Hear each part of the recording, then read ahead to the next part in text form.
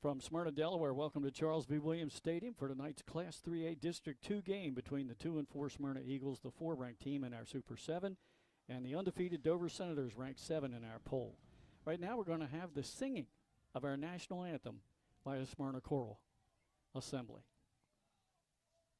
As soon as the color guard gets out to the center of the field and gets set,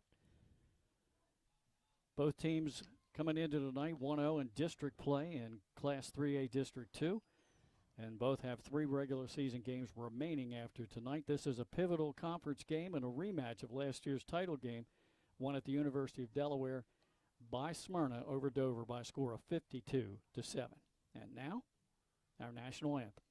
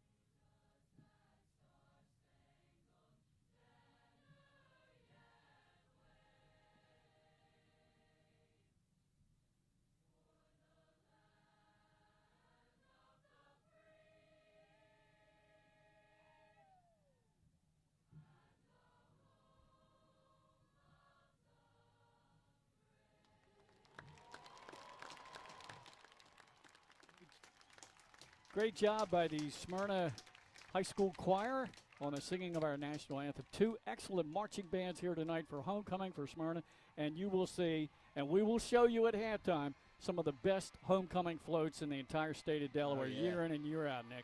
I got lucky and just beat them coming up Duck Creek Way, whatever whatever the road is here, and I got lucky. I told, and Schulte, says, "Yeah, dude, you got real lucky because you would have been stuck there for a while." So. I'm Glenn Fraser along with Nick Halliday. Glenn Hiller on video camera. Photography tonight provided by Donnell Enriquez. As we mentioned, it's homecoming. In his 3rd season as head coach, Chip Knapp at Dover has performed an outstanding job. His overall record is 21 wins against 10 losses. Right now, Dover is one of only 2 unbeaten teams in the state. Caravel is the other. And Nick, Dover has plenty of talent on both sides of the ball, but they're certainly going to miss the services on both sides of the ball of Jaquan Kilby. Yeah, that's a tough loss. I mean, he was a Player of the Year candidate. Unfortunately, suffered an injury that'll probably end the season for him. We saw 2 of our top guys go down this year for running backs, and it's sad to see because you really don't want to see these kids get hurt, and especially in their senior season. Exactly. So that's going to be tough. But Jaheim Cole has stepped up. John Parker has stepped up. Cosme, this team is full, like you said, of athletes and football players, and that's why they are where they are right now. And maybe the biggest key is all the linemen are returning from last year. They're all returning starters up front. And you got that big right side behind Shockley and Stevenson, going 270 and 315 respectively. Those guys, they really know how to run that right side and block. This is the 10th year for head coach Mike Judy at Smyrna, the most successful in school history, guiding the program to 4 state championships, 3 in a row from 2015 through 2017. Those are the only football championships ever here at Smyrna High School.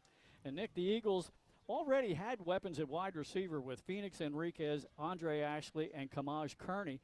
Now let's add some other names to the mix. As we saw last week, Nolan Oakley got into it. And how about that catch by freshman Jason Caserta? And that was on our top plays. A 2-handed, diving catch laid out full down there at CR, which, again, they're just piling and piling. And that's what, like you said, with Judy being here and what they do is they recruit good talent from the area. Yeah. They get kids that are coming up from Smyrna, Pop Warner. That's the pedigree down here. And it's just like Middletown. You got to have a breeder system into it. So they just keep cranking out players. And, D.R. Mackey, Tim Yancey still in the backfield. They got 3 quarterbacks. Right. I mean, with Marks and Tiberi, Dixon runs the earthquake. Yeah, I mean, you never know what you're going to get against this team. No, and the 2 quarterbacks that will rotate series, their stats are almost equal. Yeah, I mean, 800 yards, 9 touchdowns and 3 interceptions for Marks, 7 touchdowns and 1 interception. 126 rushing yards, though, with Tiberi at the helm. But I'll tell you what, it's mix or match. Yeah. By the way, we have 2 photographers tonight. Apparently Ben Ben's Fulton here here made it too. Yeah, he's down on the field, so I forgot to mention that. double duty. Ben Fulton here as well. We'll give them all a mention. And, yeah, certainly the captains are getting ready to go out to the center of the field. They'll be introduced to the officiating crew and each other, and we'll have the flip of the opening coin to see who will receive the opening kickoff. Smyrna Eagles getting ready to enter the stadium to our right. And this should be a fantastic matchup. Temperatures expected right around 60, the upper 50s. There is a slight chance of rain, about a 30% chance, starting at around 8 o'clock. We hope that doesn't come. No. Especially for our cameraman, Glenn Hiller, who got wet last week. We're trying to keep him dry this week. Yeah, the second half of that game at Caesar Rodney, it was pretty wet for our video cameraman. So let's take a look at what happened last night in high school football. Redline Christian got a nice win there, now 5-2 on the season over Mount Pleasant 35-19, and DMA with a big win over Concord 45-6, and they needed it. They're trying to build a resume for the playoffs. It's the 3rd win of the year for the Seahawks at Delaware Military. Other games tonight. The Upstate Crew has Charter of Wilmington at Del Castle on a big historic game, first time under the lights. Yeah, it's it's fun for these guys to do it, but it's not fun for us to cover because it's hard to see. Unfortunately, the lights that they rent are only like 18 feet high, and so we shoot through them. But it's still cool. Yeah, it's still cool. I went to the one last year, Charter, and it was a neat game. And Del Castle, they deserve they deserve it. And we had a text from our crew up there a little while ago saying the fans are lined up to get into that ball game tonight. That's what you need. That's what you need. Friday night lights? Breathe some air back into that program, right? I'm trying to get a score, but we're a commercial. So that's the Upstate game. And they kicked off an hour earlier. And then Benny Mitchell and the Downstate Crew are in Lewis, Delaware, Legend Stadium for Cape Henlopen hosting CR, and that's another homecoming game tonight. The other action, Seaford at Brandywine, ECHS at Indian River, McCain at Dickinson. Big game at Apo as they take on Salesianum. Odessa playing Howard at Abyssinia. William Penn's at Middletown, Laurel at Milford, Hodson at St. Mark's, St. George's at Sussex Central, and Archmere at Tower Hill. And there are about 7 or 8 games on tap for tomorrow, including St. E's at Christiana, Polytech at Conrad, Caravel at Newark, Academy of New Church, PA will be at St. Andrews, Sussex Tech at Del Mar, AI at Tatnall, and finally the game that you're going to go to tomorrow, Woodbridge at Wilmington Friends. Well, you just perked my interest with that Caravel Newark game. Yeah. That might be a pretty good matchup there. Just got an update. It's nothing at halftime for the Del Castle and Charter. At half already. Okay. Smyrna Eagles have. Well, they started at 6. That's right. Yeah, they've come to the sideline. Of course, the Caesar Rodney Regiment of Red marching band playing the fight song for Smyrna High. And, we didn't talk about keys for the game. Obviously, the loss of Jaquan Kilby is huge for Dover, but you got to look at the kicker, Brandon Yoder, for Dover being a key in this game because he's very efficient with extra points. He can kick field goals, and he could be the difference in a game where Smyrna has struggled to score 2-point conversions. I was just about to say that. You took the words right out of my mouth saying, not being able to get that 2-point, it could leave you in a field goal game at some time during this game. So you're right. Yoder could come into play. We've seen he's got a very effective leg. He can really kick. And we have some listeners who helped us out. I want to give credit to our historians, unofficially, Marty Sheehan. Yeah, we're always looking to Marty for stuff. Huh? And Earl Biddle, because they said the last field goal kicked by Smyrna was back in 2012. Yeah. It was Andrew Gilbert. And they do have a kicker now because he's done kickoffs all year long, and that's Salguero. He booted field goals in middle school, and Jacob Tiberi was a holder at Salesianum. So they could do it. Hey, Who knows? And we're off.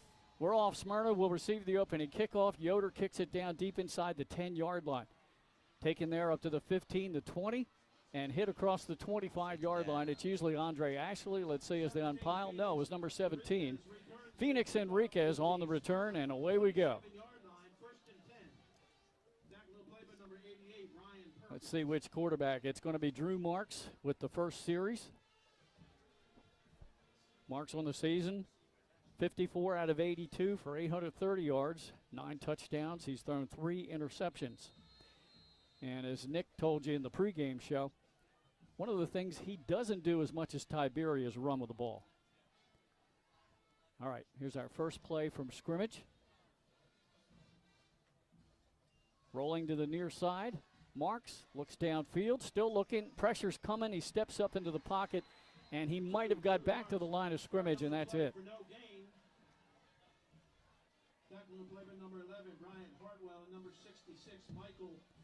It's actually going to be a loss of about a half a yard, so second down officially and 11.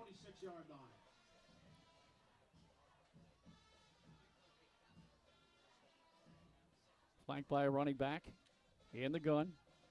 The handoff is to the running back. That's Mackey. He broke through the line and gets close to a first down. Good pickup off the left side. Dior Mackey. They are going to give him the first down on that. Yep. No, they're going to mark him just shy, so it's 3rd and 1. Normally they'd bring the earthquake out, but apparently not this early in the game. Now they do some shifting around. Oakley will go to the top of your screen.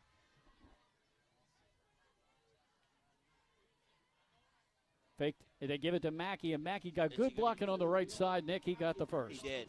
Just got over that there.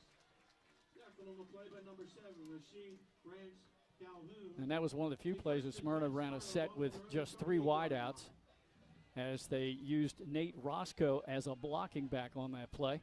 That's that RPO. Hold it as long as you can. Yeah. Read the defensive end. See if you get the first down. Trips to the top of your screen. Oakley to the bottom. Roscoe came out and Kearney back in. Empty set now. Marks back to throw. Blitz was coming. It was picked up. He's throwing deep, looking for Enriquez over the shoulder. Makes the catch in Dover territory. Wow.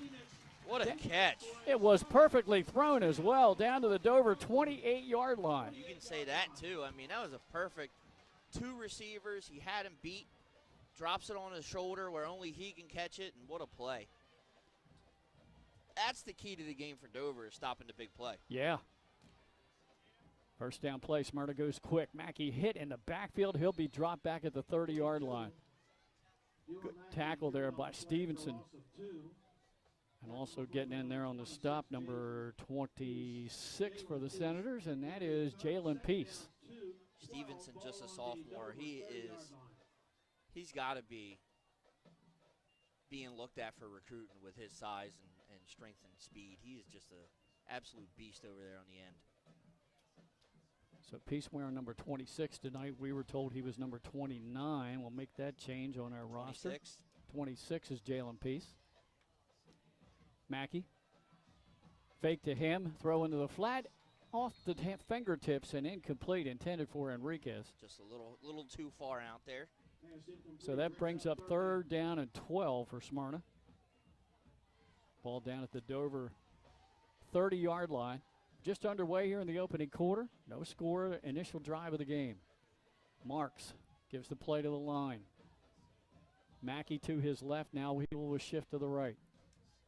Receivers are 2 again, and it's picked off in the end zone. Great job by the safety. That is number 6 on the interception. And another person that's not on my board list. It's Austin Chambers, the sophomore, playing safety. I thought that was Cosme, no? Oh, was it Cosme, number 5? Yeah. Okay.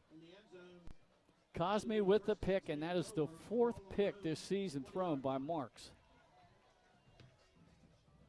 And in the end zone. So Dover will take over on after the turnover at their own 20-yard line. Yeah, that was the quarter. That was Cosme. He comes up with the pick. Number 5 on the interception. Dover doing some shifting. Just underthrown a little bit there. Handoff is Jaheim Cole trying to get the far edge on the sweep. He's upended after he gains about 3 yards. And on the stop, looked like Cole Moyer. Cole versus Cole crime, huh? Yeah. Was a 3-yard pickup by Jaheim Cole. Second down at 7. Dover goes quickly. Now coming in the other direction. Across the 35 out to the 37-yard line on another sweep. On that was Cole again. That was Cole again, yep. Just about to say. Gained 3 more. Third down and about 4. Parker in the backfield with Cosme. Chambers split to the bottom of your screen. Handoff is to Parker right up the middle, right side, and he has the first down. Just across the 30 to the 32-yard line. We'll give him credit for 5 yards. It's not a bad option to have to put John Parker in your backfield, you know? Yeah, and Dover right now is winning the battle up front. And, you know, they got a big line. They really do. I mean, they got some, even Hoskins there is a 6'2", 345, big number 77. So they do have a lot of size on that line. Handoff again right up the middle. Parker crashes out across the 35 to the 36-yard line. Going to pick up about 4. We'll call it 2nd and 6. That's Mackenzie Square Ward there on the tackle. 2nd down, 6, ball on the Dover 36-yard line. Dover again goes quickly. Cosme looks in the near flat. The ball was almost broken up, that pass was. But instead it was caught. Nice job by Chambers on the reception. Almost Corey Williams got a hand in there. Just missed it. Getting the ball out fast, out of their hands, getting the quick handoffs. Keeping that momentum right now is the key for Dover. That was good for a first down out to the Senator 44-yard line. You know, that's typically how Smyrna likes to run things too. Yeah. So Cosme fakes the handoff, throws in the far flat. They're setting up the screen. Up at midfield, one of the defenders for Smyrna missed into Smyrna territory down at the 47-yard line. Cole slips there, but we saw that. We saw Cole take that bubbled screen there and take it to the house. Second pass completion in this drive for Cosme. That was good for 9 yards, just shy of the first down. 2nd and 1. Cosme hands it off. Parker always upended quick, but he got enough for the first down before Williams tackled him. Nice job coming up to safety position to make that stop by Corey Williams. Yeah. But Dover methodically moving the football now at the Smyrna 44, and a fresh set of downs. 2 receivers to the top of your screen, 1 to the bottom. Parker in the backfield with Cosme. Drops straight back to pass. Looks middle of the field, and that pass was dropped. Cole couldn't handle that one. First incompletion thrown by Cosme. A little too hot there, maybe, coming out of his break. You know, that ball had some gas on it. Sure did. Let's set the Smyrna defense real quick. Cole Moyer at linebacker along with Spears, Mackenzie Ward, Tristan Williams, Dylan Harris. In the backfield, Amir Thomas, Demir Carter, Corey Williams, Nazir Evans, West Blaine, Carney, and Trader up front. 2nd and 10 for the Dover. Parker to Cosme's left. Cosme straight back to pass, trying to set up the screen. Oh, can't get rid of it. Cole Moyer with the sack. That's a big loss there. I mean, he lost. Depends on where they give him forward progress. Almost 15 yards. It was. Wow. All the way back to the Dover 41. That is 2nd and 25. Dover 41-yard line. Moyer came blitzing through right up the middle, and the other Smyrna defenders had the screenplay covered. You're right. Yeah, they did. So now 3rd and long for Dover. Handoff to Parker, trying to get the edge on the far side.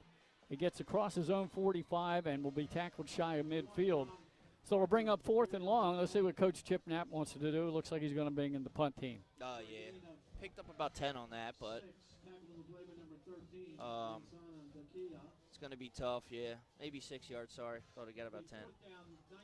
Brandon Yoder, the kicker, is also the punter for Dover.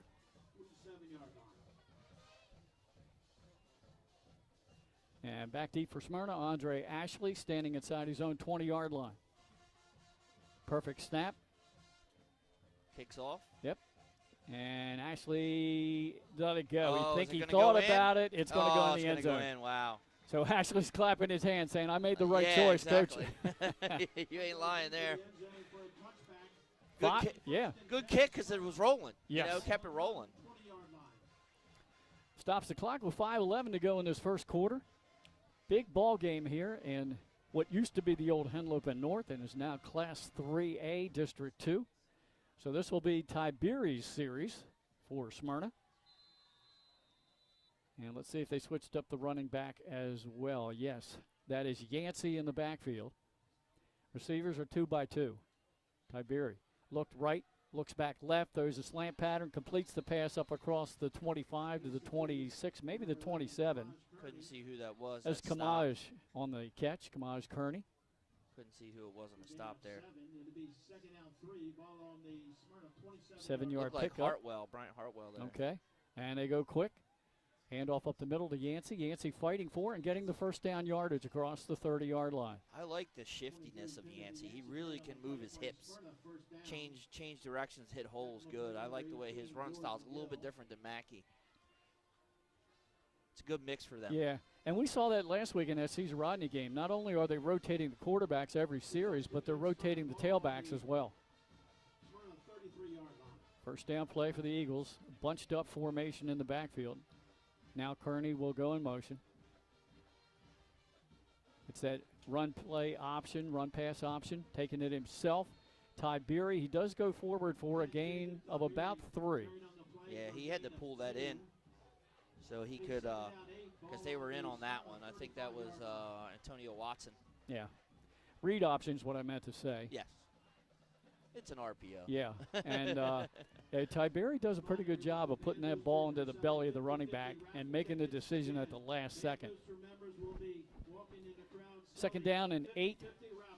Smyrna at their own 35. Tiberi takes it. He's sacked and thrown down. Work. Penalty flag goes down. Wow. The sack was all the way back to the 25, but let's check the flag. That was Stevenson. And what was the flag? I don't know. Stevenson's a beast on both sides of the ball. Yes, he is. 6'2", 240-pound sophomore. Face mask on who? Against Dover.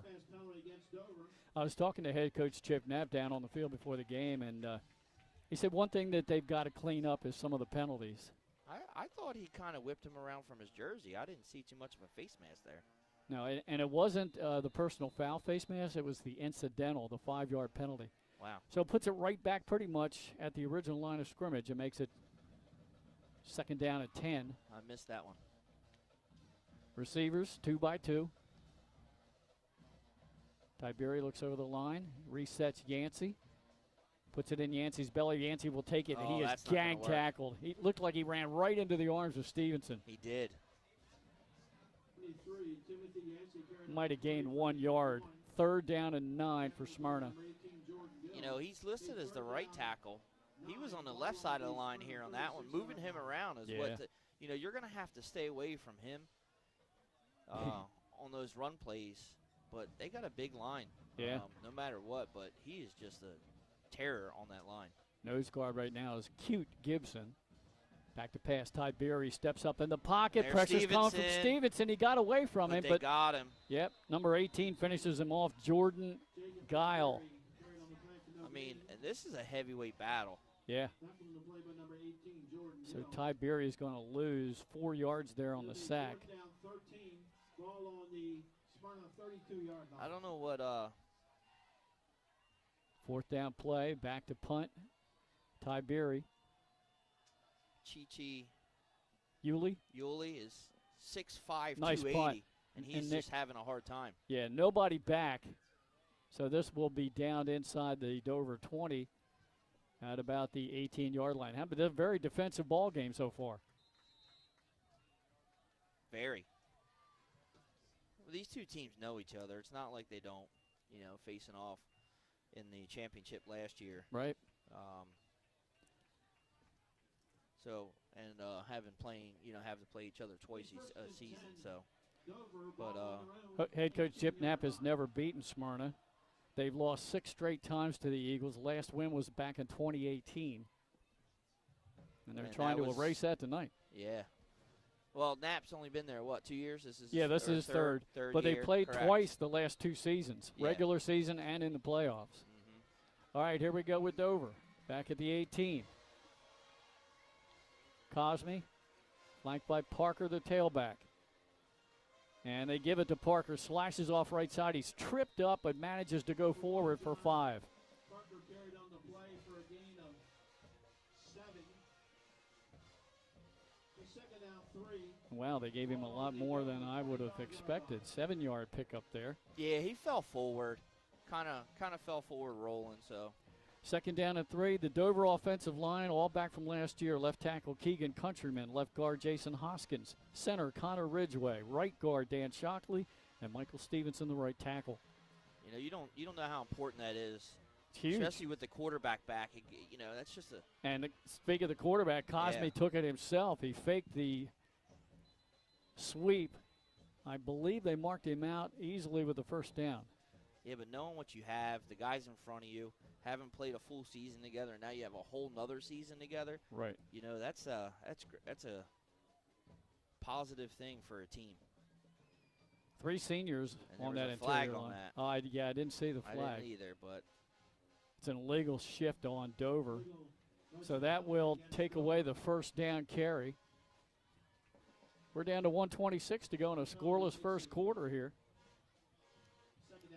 So it'll make it second down and 8 after they step off the, I'm waiting for the official to spot the ball. Okay, they finally do at the Dover 20. Yeah, second down and 8, Nick. About right.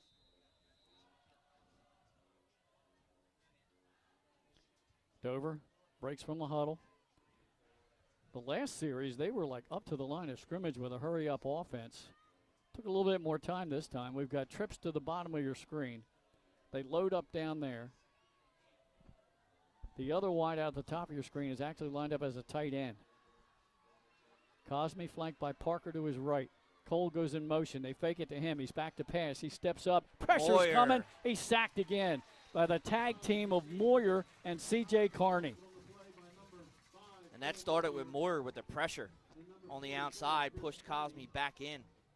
And then he come wrapping back around. Cole Moyer is getting in that backfield today, though. And we saw that last week. I think he had 3 TFLs in that second half alone. -5 on that one. Are they going to run a play? I guess they're going to have to run a play before the time. Yeah. For that Third down and long. They give to Parker on a slip trying to make his cut, so he's only going to gain a yard. And that's going to bring up 4th and long, but I don't think we're going to get that punt, Nick, till we start the second quarter. Nah. Clock Just under running 10 down. seconds now. Dover in no hurry. And we've played 1 quarter here on homecoming night at Charles V. Williams Stadium. We'll be back for the second quarter right after this on Delaware Live, powered by 302 Sports. That's the end of the first quarter with the score. Smyrna 0, Dover 0. The things that matter most happen right in our own backyard. Our neighbors, our schools, the places we go, and the people we know. And now there's one news outlet where our story is told. Delaware Live. Locally owned, community-based news.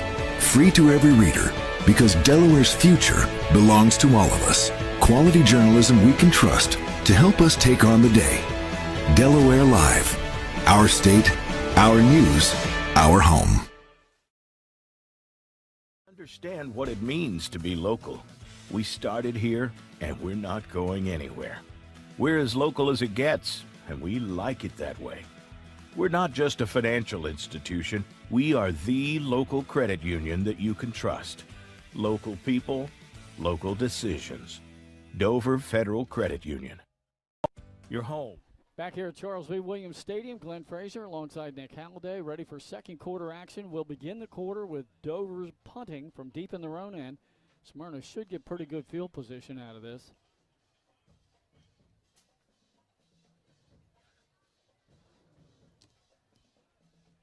So Yoder will be back inside his own 5-yard line. Andre Ashley standing at midfield. And when Smyrna comes out on offense, it'll be Drew Marks' turn at quarterback. There's the snap from Connor Ridgeway.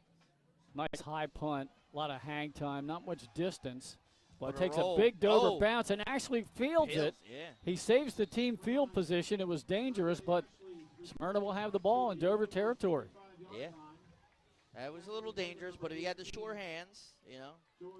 He might have saved him 10, 15 yards in field position. That's true, because that ball was going to roll. Yeah. I mean, you could see it was end over end.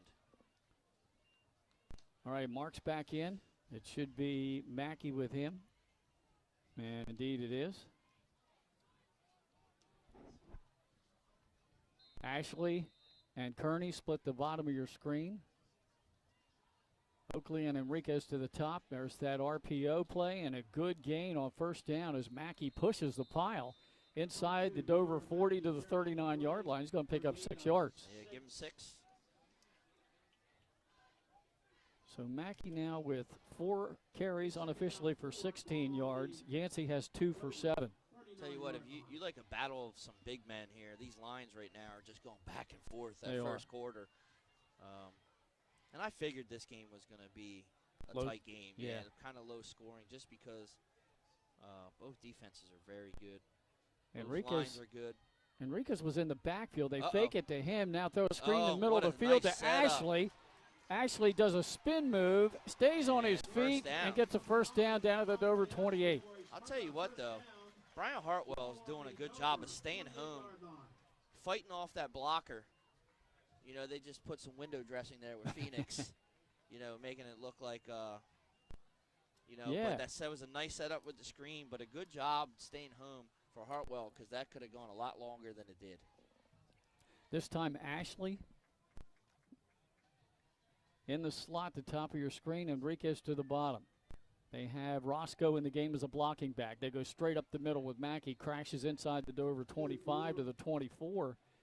That's a good pickup of about 5 yards on first down. What a good job of Stevenson shedding his block to tackle him because he was almost going to get into that second level, and we could have had maybe 5 more yards on that play. Yeah, I mentioned Stevenson, just a sophomore. Really is a definite candidate for All-State on both sides of the ball, Nick. Easy. I'm sure there's a lot of colleges looking at his tapes. Roscoe stays in. Nate Roscoe has a blocking back. Marks looks to the sideline to see if there's a change-up. There is. He gives it to his O-line. Mackey to his right. Enriquez split to the bottom of your screen. Showing a blitz. They're giving it to Mackey. There Got a good block fill. initially, but what a great one-on-one tackle by number 15. That's Ja'Kai Tillman. The strong safety. So there was a gain of about 2. They're almost daring Smyrna to throw it. They are. You know, with the way they're running, they're trying to get pressure with their big guys, but they're trying to come fill that lane on that RPO. Oakley, Enriquez split to the top of your screen. Kearney and Ashley to the bottom. Marks rolls near side, sets up, throws down the corner. Oh, in and out of the hands. Yeah, it was a good hit down there as he was double teamed. Yeah, and I don't know even if he catches that or is even able to catch it. There's a lot of hands in there. Yeah. But he was double coverage. That's not good. Well, we were told 30% chance of rain as the system was moving up to the west of Delaware, and we were hoping it would stay out there. All right, it's 4th down and 5. Smyrna will go for it. Oh, now they're going to go earthquake. Yep, here comes Dixon. Here comes Dixon. Dixon and Kearney in the backfield. I don't know whether they've got time to do this. They're going to have to call a timeout. They are. Stops the clock with 9:13 to go here in the first half. Nick, yeah, I feel the cooler wind coming in. I do, actually. That's bad news for our cameraman. Timeout, Smyrna. We got umbrellas. And for us, we might, the way the wind's blowing, we might have to close these windows. I'd like to recognize the Smyrna High School class of 1956 tonight. No They're not rain here as of yet. tonight, but they are all here in spirit. 1956. How about Wow. that? Yeah, the PA announcer, John Clark, good friend, making that announcement. Class of 56. There's some of them here tonight, the alumni on homecoming. Big huddle by Smyrna, about 10 yards out onto the field. Dover's defense back out. Now the thing will be, will Smyrna stay with that earthquake alignment, or will they switch it up and go back to the traditional set? That's a good question. I think they wanted to see if they could get him to jump. Dover's seen this earthquake quite a lot. Matter of fact, they have their own version of it. I was about to say. Yeah, they're going to go back to traditional offensive set. Marks at QB. Enriquez joins him in the backfield. Trips to the top of your screen. Kearney to the bottom. Now Enriquez in motion to the slot. I got news for you. We're getting rain. Yeah, empty set. Marks back to throw. He looks. He steps up in the pocket. He has room. Did he get the first down? I think he did by a yard or two. Carried on the play. What appears to be a Yeah, it's just to our west, this system right now. But Marks carries for the first down, and that'll move the chains. the Dover 15-yard line. Good job by the freshman there. That 17-yard line. Tuck that ball in and take off for the first. So Smyrna now at the Dover 17-yard line. Just under 9 minutes to go in the half. Mackey quickly checks into the back. No, that's Yancey. Yancey back there now. Yancey takes the snap, hesitates, goes straight ahead. He's inside the 10-yard line, down close to the 8, and he'll get 9. I like the way he hesitated and let the blocking develop. That was reminiscent of Will Knight. Everyone should know that name. Now Smyrna goes with the earthquake. They Yep. change it up at the last second. Second down and 2. Kearney takes it. Oh, good move by Kearney. Inside the 5, On spin his move. feet. He's in. Touchdown. We saw him do it 3 times last week. Here's 4 in 2 games. Yeah, I mean he gets in that he gets back there, man, and he can really read the openings to get in. I mean, I know it was up, and it was a penalty against Dover, so it's just all flag, Glenn. Really? Right But- way after the play. Yeah, but that's going to be declined, obviously. After the touchdown, penalty on the play. Personal foul penalty against Dover. Will that be assessed on the kickoff? Personal foul. Smyrna, I believe, has the option to take this on the 2-point try. Oh, yep, then they can do that. Here's the call, and I think they are going to do it. Yep. So it'll be down just outside the 1-yard line for the 2-point attempt. That penalty should be assessed on the kickoff. They took it on the 2-point try, so the ball now at 1.5 yards. Correction. And here we go with the earthquake conversion attempt. Dixon and Kearney in the backfield. Dixon takes it straight. No, Kearney has it, and he dives over the pile into the end zone, and it's 8-0. Smyrna on top. Good drive by the Eagles, and Nick, it all started by Andre Ashley fielding that punt and saving maybe 10, 15 yards of field position. Exactly. That was big. Big play there, and then, big play for Marks. Get that first down and keep the drive going. They Good jump drive ahead. good drive by Smyrna, and they did it mostly on the ground. There were hardly any passes at all in that drive. You are correct. Salguero will kick it off to the Dover Senators.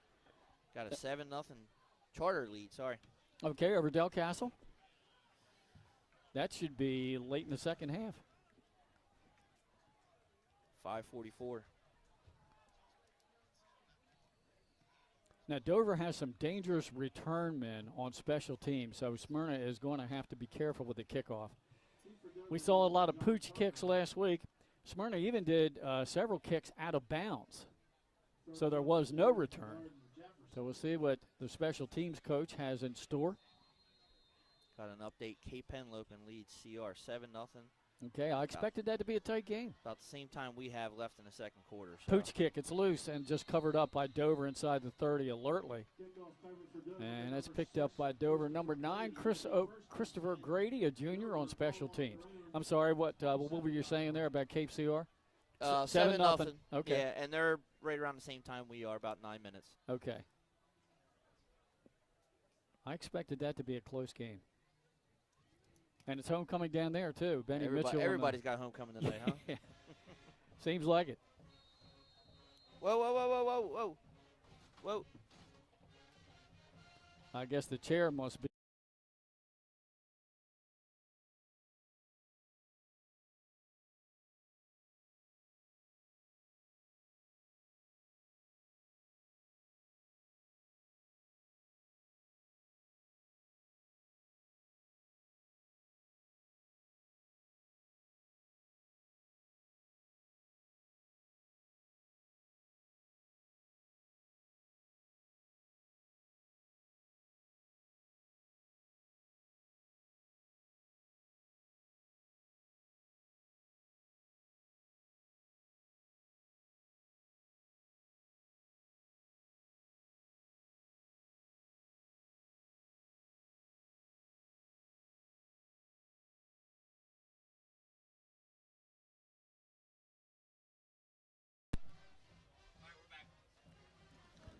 We're sorry, the camera got knocked off there for a second, so we're back. Dover has a first down up there at the 40-yard line after a couple of carries by Tillman, who gets the ball again, runs hard across the 45 and out close to midfield. He'll get almost the first down yardage. They're going to mark him a yard shy.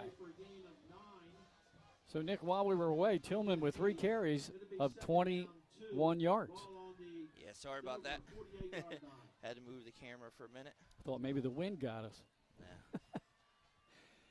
Closing in on 7 minutes to go here in the first half. 8-0 Smyrna on top of Dover here on homecoming night at Charles V. Williams Stadium.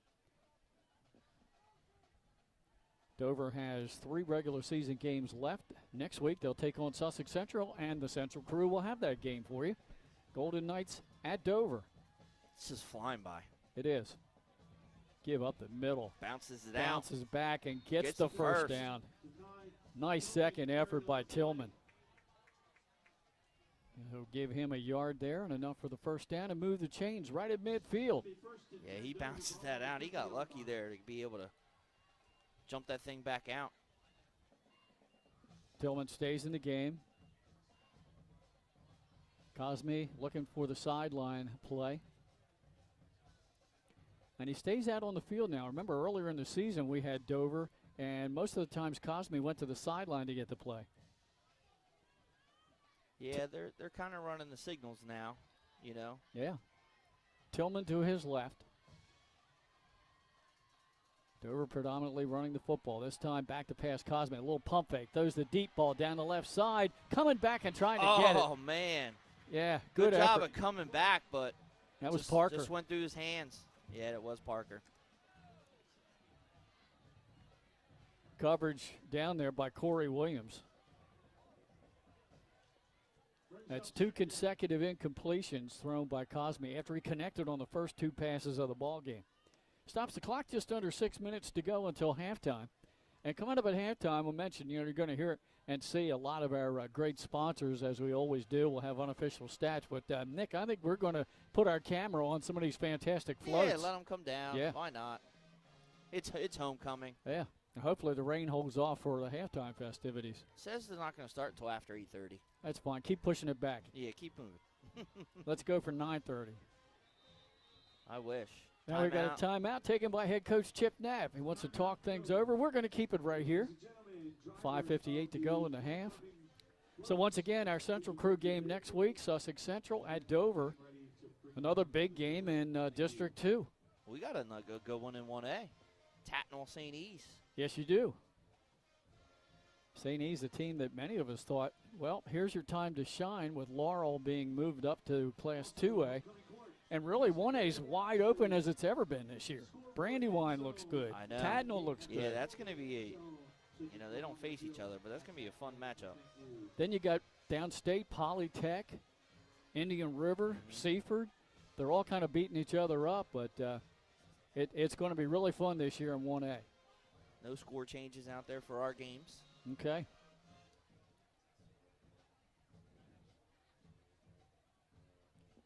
And do we have a game tomorrow as well, right? No. No? Okay, just the 3 on Nope, Friday just night. Fridays.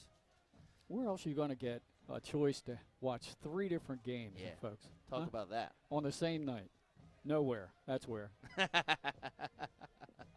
Correct, Glenn. Parker Correct. is split to the bottom of your screen. 2nd down and 10 for Dover.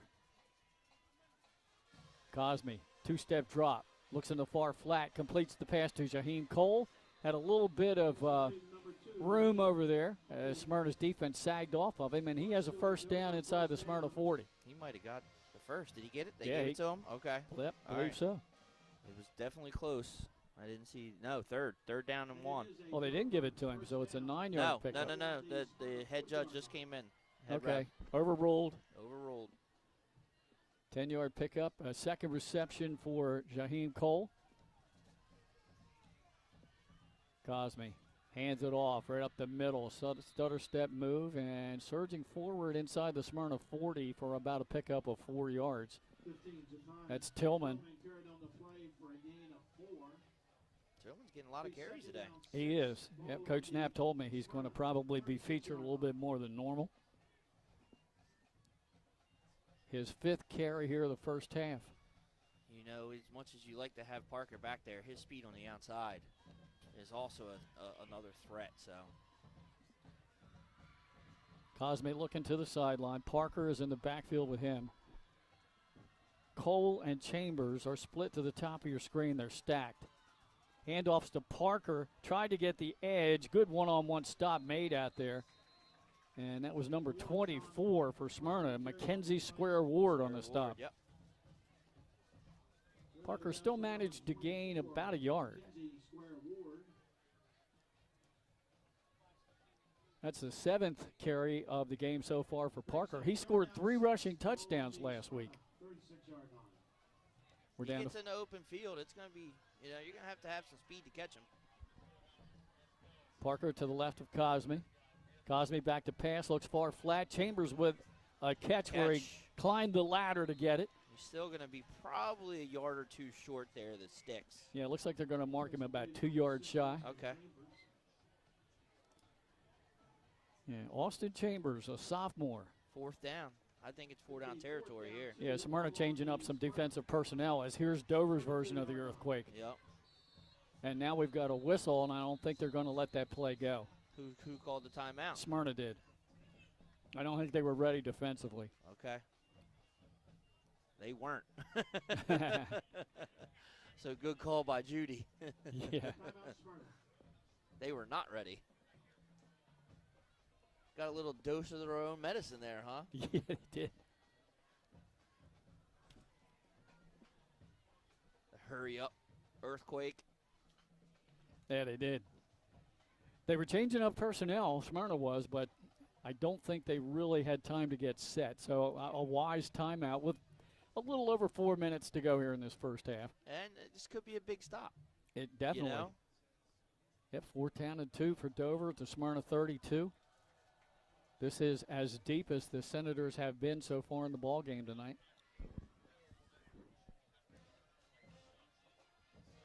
All right, Eagles break. Have the personnel that they want on this power formation by Dover. So the deep They're right backs. back in it. Yeah, Cosme and Parker are the deep backs. Parker takes the snap, goes left, cuts it back, and it looks like forward progress is just going to be enough to get the first down. First down. Ball on the Smyrna 29-yard line. To the Eagle 29. Fresh set of downs for Dover. And now Smyrna changing up the personnel again defensively. Ladies and gentlemen, the driver. Clock running under 3:50 to go in the half. Dover trying to get on the board here. Begin the lineup process. Quick first half. It is. Well, both teams are running the Yeah, ball. they are. And Yeah. I'm surprised Smyrna is as much as they are. Dover's done a pretty good job of Motion. It's a fake to him. Cosme takes it ahead, and he is ankle tackled by Brandon West. He's going to get a couple of yards. All time here at Smyrna High behind only Debo Williams, who's now at South Carolina. Yeah, and having a phenomenal season down there this year. Second down and 8 play.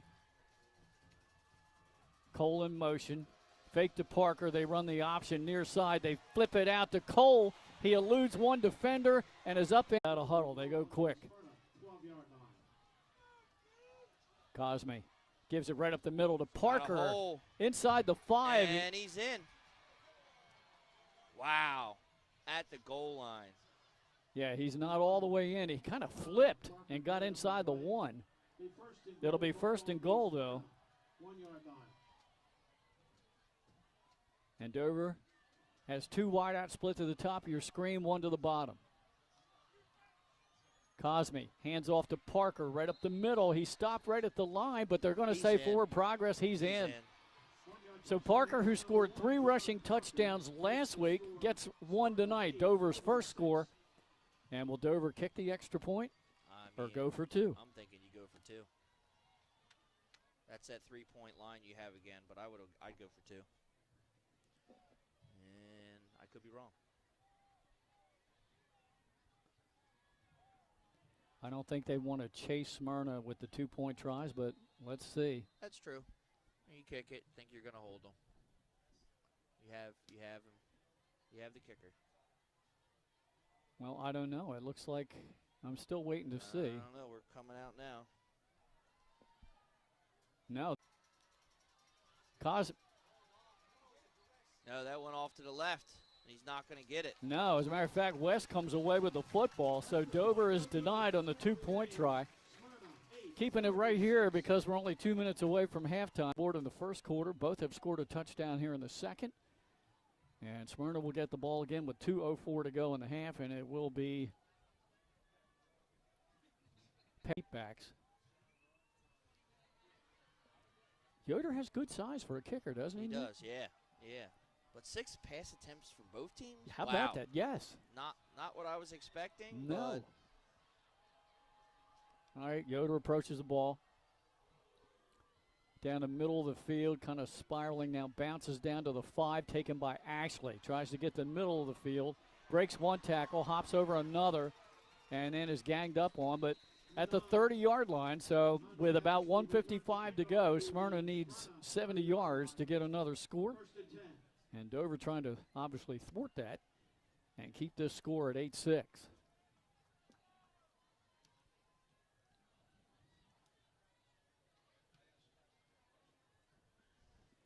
Tiberi's series this time on the alternating possessions for Smyrna.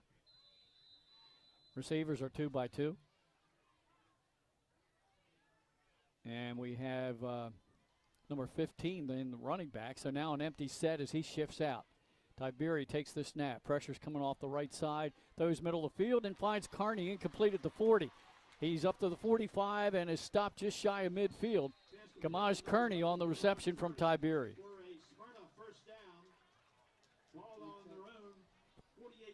That's an 18-yard pickup. Smyrna going quickly. Trips to the top of your screen. Kearney to the bottom. Tiberi 2-step drop. Now he's looking for Kearney down the sideline. He's behind the secondary. Makes the over-the-shoulder catch, and then he fumbled it out of bounds. Was it a catch? Yes, they are. It's a catch at the 21-yard line and then a fumble out of bounds. And now the other side judge is talking to him, but they're going to call it a catch. Wow. Did he have it long enough? You know, want to go to replay. 31-yard pass play. Nice over-the-shoulder catch. A nice pass by Tiberi. That one good for 31 yards. Tiberi is dragged down and sacked back at the 25. Number 50, Connor Ridgway. Yeah, the starting center on offense.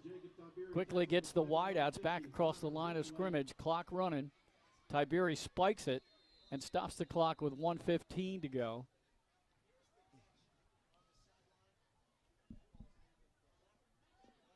And it'll be third down coming up. Ball back at the Dover 26-yard line. 14, minute 15. See what they can do. Yeah, it looks like Take a another strike. second ran off after the spike. Yes. As always, the official time is kept on the field. Correct. Third down, 14. Ball All right, here we go. 26-yard line. Christian Carroll is the running back. Now an empty set as they shift out of that. Tiberi steps up in the pocket. He's going to run with it. Sure tackle attempt made. Oh. No, he got away. Wow. Tackled inside the Dover 15 at the 13-yard line, a 13-yard gain. Nice job. Well, we had him in the Middletown game when it looked like he was bottled up for a 2-yard pickup at the line of scrimmage, and then he broke loose for a 30-yard pickup. Are we going to get a timeout? Yeah, it looks like I think maybe the last timeout that Smyrna has. They are. If they called that, they're out. All right. Fourth down. They move the ball back 1 yard to the Dover 14-yard line.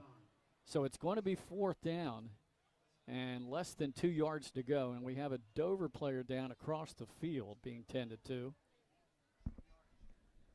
And that's the Senators' number 31, Tamir Darden Jefferson. He's up. The fine senior, and he gets a round of applause from the crowd here tonight. That's great. Boy, great crowd here tonight, It too, is. Nick. I got to tell you. Both sides. Yeah.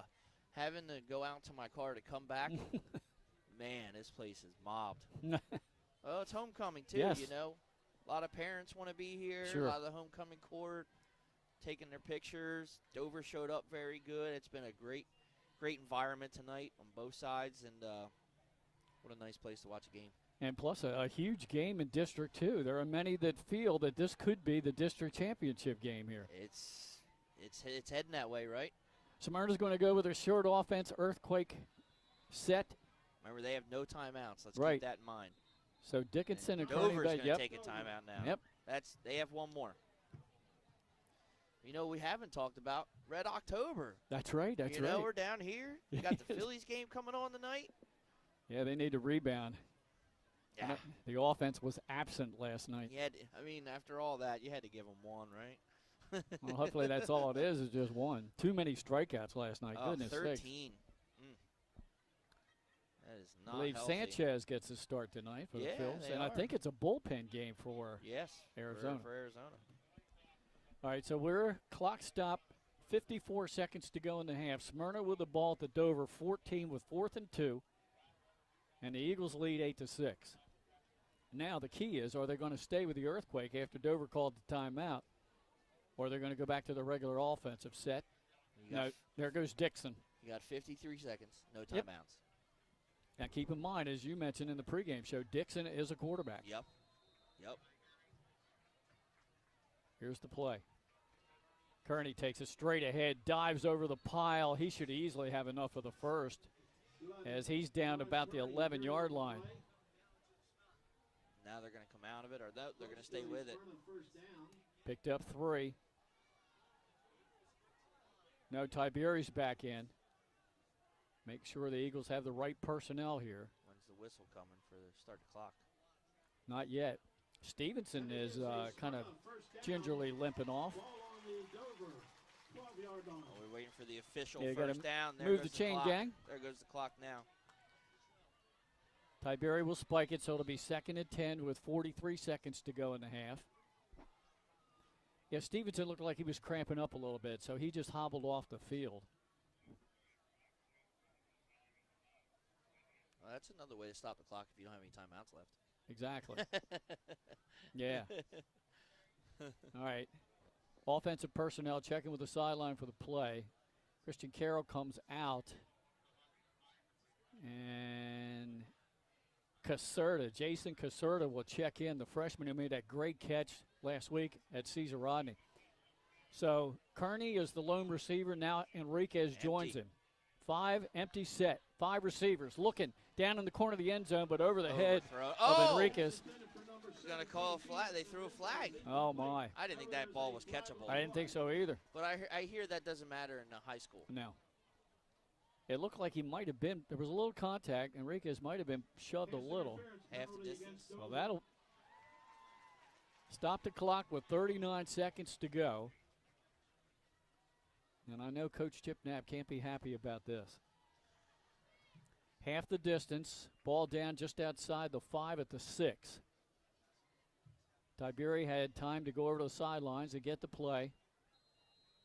Now Christian Carroll is back in the offensive set.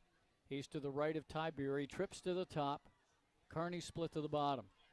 Looking for Kearney. Tiberi takes it. Oh, this is not going to be a good decision. Nope. He's bottled up. Oh, he got the ball taken away. Dover took the ball away from him. Took the ball away. It's going to be Dover football. Wow. And who took that away? It looks like big number 88. Ryan Perkins, a sophomore. Wow. Made the stop. You know, that's the scary thing that happened there. Tiberi only tucked it. He's got it with one hand. You got a strong, big offensive lineman. Yeah. Defensive lineman there. Wow. What so a turn of events. Yeah. So instead of Smyrna having an opportunity to put more points on the board with under 30 seconds to go in the half, Dover football, they've used at least 2 timeouts. That's a big stop. Huge. Might be talking about that later on. All right, Senators come out. Will they try anything or just run clock? Yeah. From their own 20-yard line. 30 seconds is a lot of time. Yeah. I'm running a couple of plays. Stevenson's back in at right tackle. Good to see that. Again, he was just cramping. The talk here is don't turn it over. Yeah. Give up the middle. Parker weaving around. Bounces the trying outside. to get to the outside. Breaks a tackle, and it takes several Eagles to stop him. Corey Williams finally on the tackle. I was going to say, that was a mere height, too, right there. And, or Williams. Yep, you were right. 10 seconds. Oh, they stopped it at 20. What did I do? Yep, they moved the chains. Now it's running again. Under 20 seconds to go. Dover taking their time here. Let's see if they've got something. Oh, this is the last play. Something fancy in that playbook. Might go deep. I might go deep. Why not? What's it going to hurt? You're going in the half. Well, now it doesn't even look like they're going to snap No, they're not even going to run it. Nope. I don't let it. That's going to bring us to the end of the first half in a low-scoring defensive battle. It's 8-6 in favor of the home team on homecoming night. It's 8-6 here on Delaware Live, powered by 302 Sports. Again, we're going to come back and show you the floats. We got some unofficial stats for you. We'll see if we can't get you some scores around the state. But right now, why don't you take a look at some of these fine sponsors that help bring you high school sports here on our network.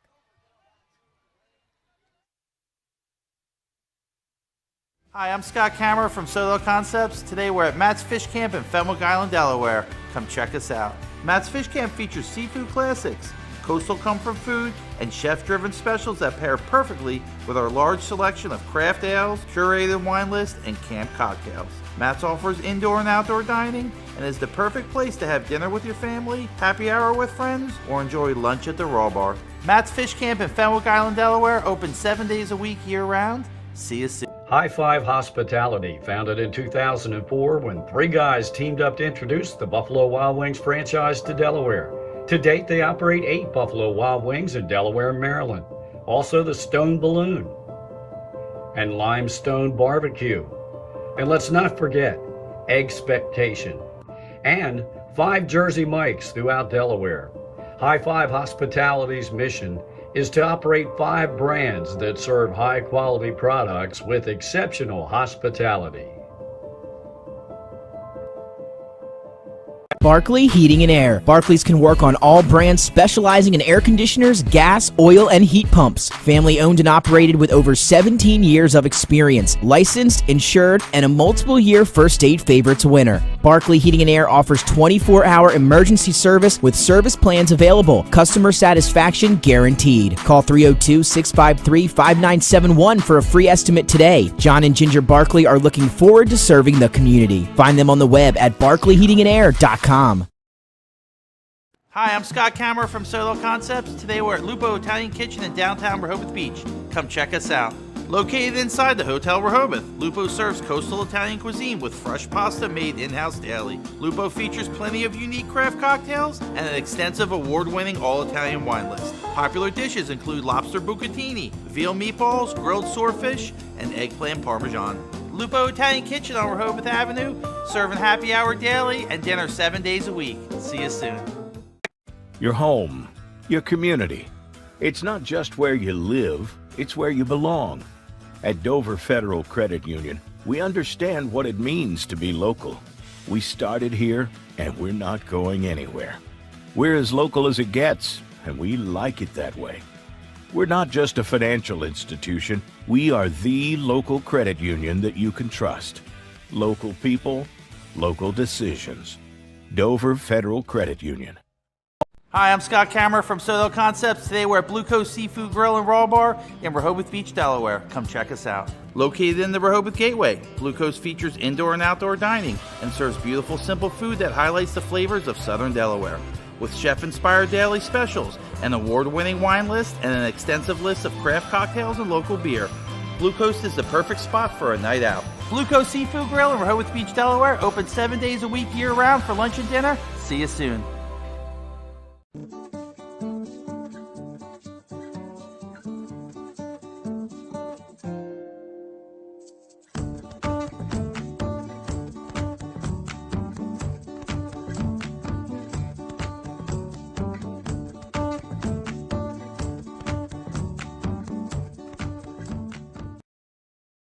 I would always pass by Ferris on Kirkwood Highway, so I knew that they existed. We stopped in the showroom.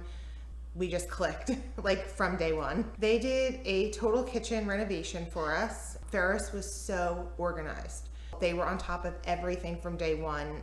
Always here when they said they would be, always on time, kept to the schedule. The level of comfort speaking to everyone that works at Ferris, they were just super friendly, easy to talk to. It was like they were friends, not, people coming to work on our kitchen. The room is totally transformed from what it used to look like. To have all the seating now and the big table, the bench seats, it's great. I love coming home and just walking through the laundry room into the kitchen every day. It was just a great experience. We love Ferris.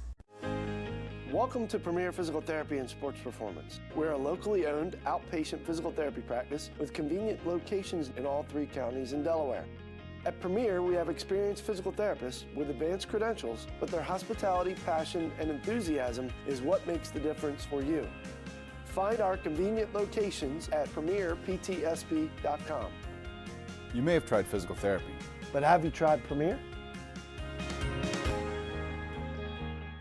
Hi, I'm Scott Kammerer from Soto Concepts. Today we're at Fish On in the Villages of 5 Points. Come check us out. Fish On is committed to serving beautiful, simple coastal cuisine in a cool atmosphere with a happening bar, spacious dining room, and outside patio. Popular dishes include the seafood stew and fresh oysters from the Raw Bar. Fish On's recently renovated event room and is the perfect spot for your next event. Fish On in Lewis in the Villages of 5 Points, open 7 days a week, best happy hour around. See you soon.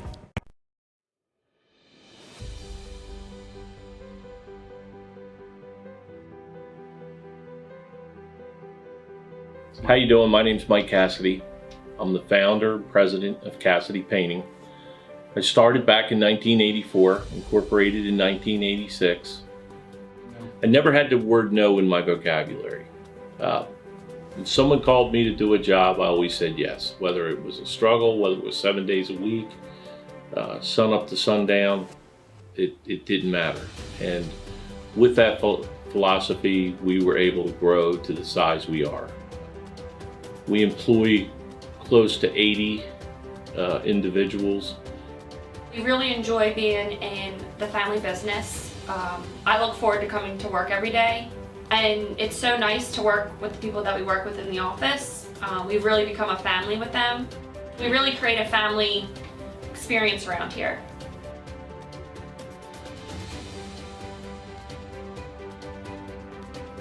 And Cassidy Painting is a very diversified company. We don't say no to anything. We deal with everything from epoxy floors to painting buildings to spray foam insulation, spray fireproofing. If it deals with a coating, we can handle it. So when our customers call and they're under the gun and they know the need to get a job done, they know who to call because we perform. We've always been performed. We've never been replaced out of 37 years of business. For any of your painting needs, we can handle it.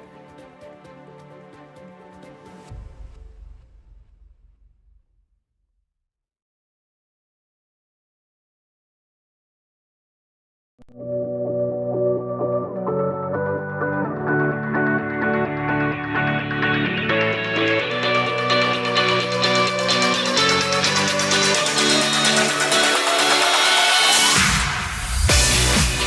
Chef Hari Cameron.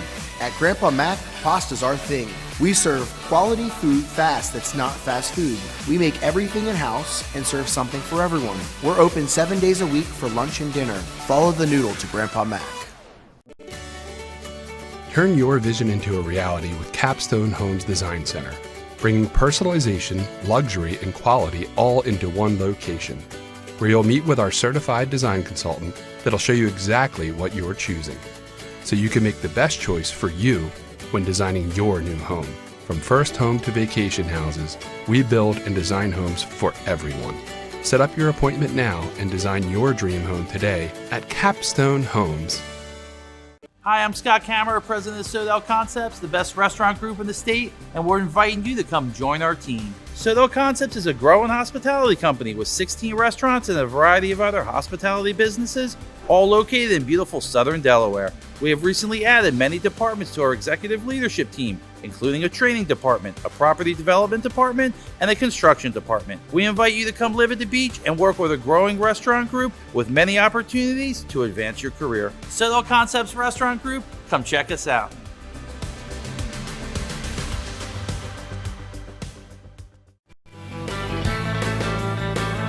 Welcome to Surf Bagel. Surf Bagel has served the community in Delaware for over 20 years, providing fresh, hot bagels, breakfast sandwiches, lunch sandwiches, wraps, salads, local coffee and smoothies, and our iconic merch. Welcome to Surf Bagel. We're stoked to serve you. Welcome to Surf Bagel. The things that matter most happen right in our own backyard. Our neighbors, our schools, the places we go, and the people we know. And now there's one news outlet where our story is told. Delaware Live. Locally owned, community-based news. Free to every reader, because Delaware's future belongs to all of us. Quality journalism we can trust to help us take on the day. Delaware Live. Our state, our news, our home. Back here on homecoming night at Smyrna High at Charles V. Williams Stadium, Glenn Fraser alongside Nick Halliday. Two still photographers down on the field taking in the festivities, Donnell Enriquez and Ben Fulton. And on video camera for us, Glenn Hiller, as they're about ready to bring the floats out onto the field here for the crowd to see. And traditionally, year in and year out, ever since far back as I can remember, some of the best homecoming floats I've ever seen from a high school. Very good, very talented. I've been here for a few of them, and you're correct. They only give them, I think, 2 weeks to work on these floats, and they're just phenomenal looking. I mean, these floats are good enough to be in the Rose Bowl parade. They are. Yeah, let's take a look at our stats real quick. We'll begin with the running stats. Dover, 21 carries for 84 yards. Smyrna, 17 for 69. And Cosme has completed 4 of 6 passes for just 28 yards. The combined quarterback tandem of Marks and Tiberi for Smyrna, 6 out of 8 for 101 yards. So Smyrna, unofficially, total yard advantage 170 to 112. And the leading rusher in the game for Dover is Parker, 10 carries for 55 yards. And then for Smyrna, it's 22 yards on 6 carries by Dior Mackey. And both teams have scored a rushing touchdown. Those are the touchdowns in the ball game. Parker had a 1-yard run, and for Smyrna, Kamaj Kearney with a 9-yard touchdown run. And the difference right now is Kearney's conversion run, which then apparently forced the hand of Coach Chip Knapp to go for 2 and try to tie the game instead of normally kicking the extra point. And they failed on their attempt, and that's the difference in the game. I would say right now, though, Nick, Smyrna's committed 2 turnovers. That's it. They've thrown an interception and a fumble in the red zone. And Dover has committed way too many penalties, key penalties. Yeah, the turnovers are going to be big, especially that one right there about to go in for the score before the half. Yeah. we're gonna take this off. Sorry, real quick. They started driving down. Let me take this off so they can see the floats. Yeah, we want Sorry everybody about that. home to see this. All right, but yeah, that turnover there at the end of the quarter, right before the half there, that was tough. And you know what, I was talking to a couple of fans out there, happened to be Twitter Phil. Yeah. Was you know what we noticed was Tiberi was holding his hand after that last run he had. Oh. That then is where he had the ball in his arm. Yeah. And you know, you didn't notice that at the time, but you know, that's going to come into play. But the two things that are key in this game is the turnovers right now by Smyrna. Yeah. The pass in the red zone here, the interception in the red zone, and then here. Yeah. And that's what really hurt Smyrna in that loss to Middletown here a couple of weeks ago. Both teams scored 2 touchdowns, but the difference was 2 extra points by the Cavaliers that Smyrna couldn't convert out of the earthquake. But they threw 2 picks into the end zone on good scoring opportunities, and then a third one at the end of the game. I was going to say, and that's another thing, you know, as you see. Yep, there's the seniors float. Look at that. Yeah, look at the details. I know, man. They're good, aren't they? Unbelievable. I'm a fan of that stuff, man. And I think I heard you mention maybe on our weekly show that Smyrna also takes these floats and they place them out in front of the high school right off at Duck Creek Parkway. You got to vote on them. Yeah. You got to vote. See who wins. Yeah. You always love when the freshmen win. Yeah, you they know? usually do. All right, here comes the junior class float. Look at the animation on this one. Look at that. Yeah, they got a lot of work going. Look, even got something coming out the top. Yeah. Coming out of the chimney.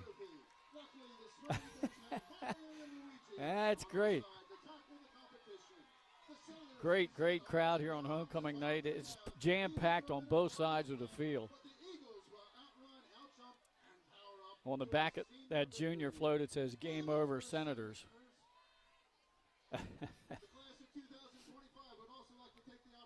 And the next one up will be the sophomore float coming past you.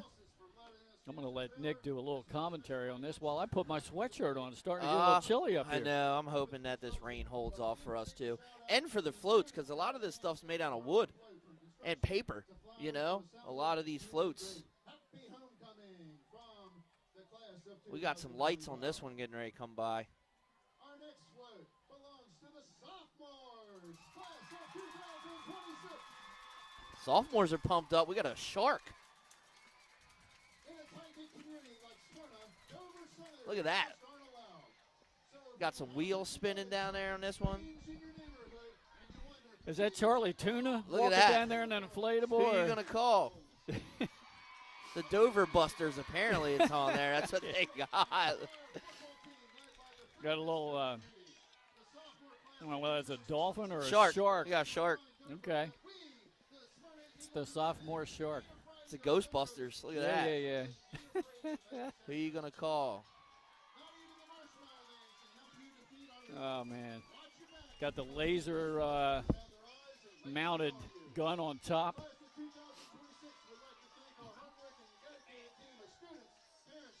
I tell you what, I can already see down the field. Look at this freshman float coming up. Goodness sakes. Got some detail to it. I think there's a little popcorn on the Oh, front. wait, we got the Ghostbusters song going on this one. Oh.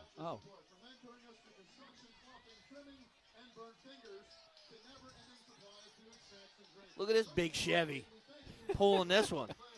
Yeah, you know, I work for Chevy, so I'm all about the Chevys. There you go. Look at that. Although it's purple. There's some popcorn on the front. There it is. I think the freshmen win. Look at this thing. What do you think? It's going to be tough between the freshmen and the juniors, I think. Yeah. I don't know. We'll see what happens. Hopefully we'll get a better look at that freshman float as our camera's a little bit too far away from a good shot there. Of course, once again, our still photographers are down on the field, and hopefully they're getting good shots of these floats as well. Yeah, Ben is one of those guys that loves to get this stuff. So Ben, and he also likes to get the crowd pumped up and involved. So yeah, I'm sure.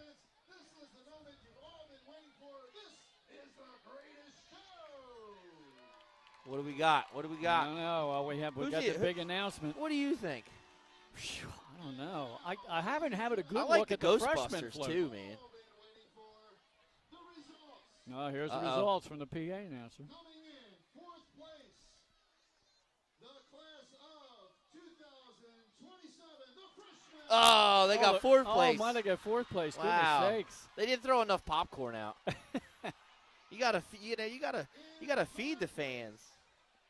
Third place. Seniors come in second. I think the juniors. I like the Ghostbusters. All right. You like Mario.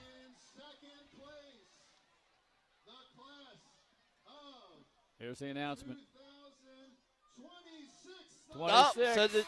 So the juniors win it. Yeah, you were right. The juniors get the win with their float. I tell you what, they're jumping up and down on that truck down there.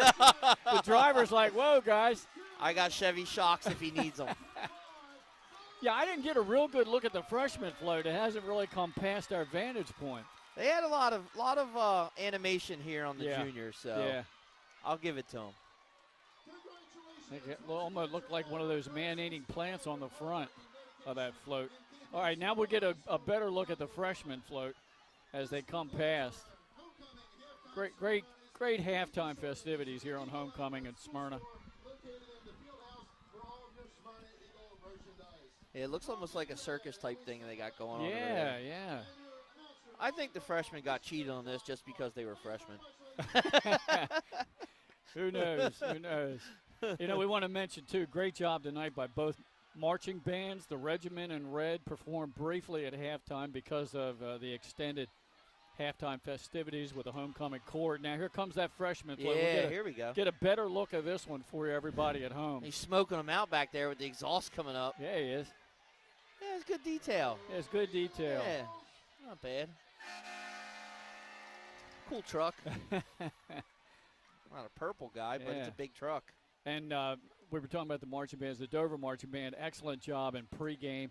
Great crowd tonight, both sides of the stadium. Well, these two school districts, they border each other in several different places. So fun. Both fan bases are awesome. Yeah. It's fun to watch a game.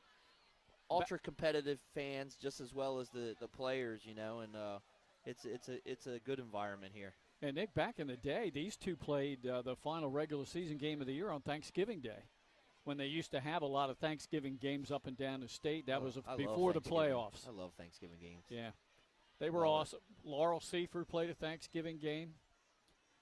Well, Glenn, we got one final tonight. Yeah. 7-0 Charter over Del Castle. Wow, close game. I think that's a pretty good win for Del Castle.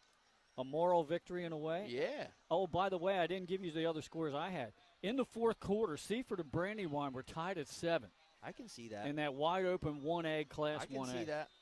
Salesianum had a second quarter lead of 24-7 at Appo. Hodson, 18-0 advantage over St. Mark's at the half, and Archmere, a second quarter lead over Tower Hill, 21-0. Those are some scores that we had earlier on. Archmere 21-0. Okay, I didn't see that coming. Archmere trying to strengthen their record for the season, trying to get back to the playoffs. Can't see a score for Benny's game, but they're at halftime also with us. Okay. Right now. So. Yeah, last score we had for that one was Cape up 7-0. Yep. Over Caesar Rodney. All right, the Dover Senators have already returned to the field. And here come the Smyrna Eagles. And Dover will receive the opening kickoff to start the second half. Both teams predominantly running the ball here tonight. Yeah. Yeah, hence the 8-6 score right now. Sounds like a playoff baseball game score right now. So. Well, probably feels eerily similar to what you saw last week with Howard and Newark. Oh, yeah, that got 3-0 for 45 minutes. I mean, it was crazy, you know. Yeah, ended up 8-3, Howard. 8-3, yeah. So far, unofficially in the first half, Smyrna carried the ball 17 times for 69 yards, and leading the way was Dior Mackey, 22 yards on 6 attempts. Quarterback Ty Beery was 3 out of 3 for 56 yards, and Marks was 3 out of 5 with an interception for 45 yards. Cosme 4 out of 6 for 28 passing, and Dover carried the ball 21 times unofficially for 84 yards on the ground, led by Parker, 55 yards on 10 attempts. Now it'll be interesting to see how the coaches will adjust coming out of the locker room. And will we see Smyrna passing a little bit more? I mean, we're not used to Smyrna running the ball 17 times and passing it only 8.5. Yeah, definitely not something you're used to seeing out of this team, but maybe that's their game plan. Like I said, sometimes the best defense is your offense, right? Keeping the other offense off the field. Both teams have really stood the test on the defensive side, and the 2 takeaways right now from Dover gives them the advantage. Even though they're down by 2 points, like you said, trying to go for that extra. But the thing of it is a field goal wins it, and they have a kicker. Right. A really good kicker at that. Yeah, second team All-State last year, punting and place kicking to the 2 kids up at Salesian. I was about to say, who are now D1 players. Oh, my gosh. So, I mean, you can take that for what it is, right? Right.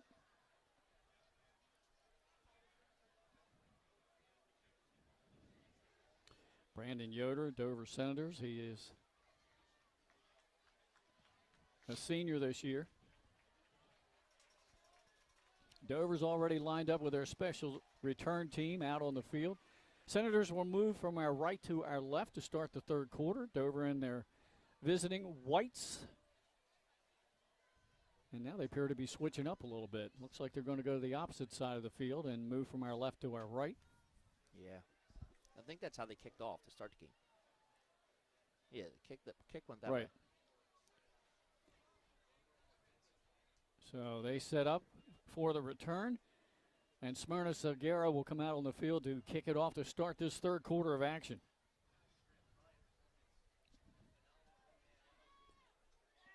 Back deep for Dover, John Parker. Kick it away. I can hear him over there. You don't want to kick it to John Parker. No. And now Smyrna special teams unit out on the field.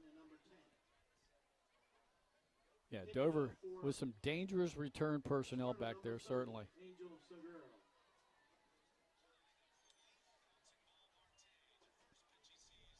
Looks like we had Nemo Williams split to the top of your screen.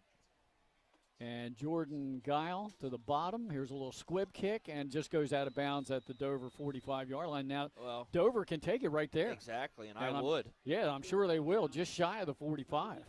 No time even off the clock there. Great field position for Dover to start the drive. I'm not sure that's exactly what they wanted. I know they wanted to keep it out of the hands of Parker. Right. A little short.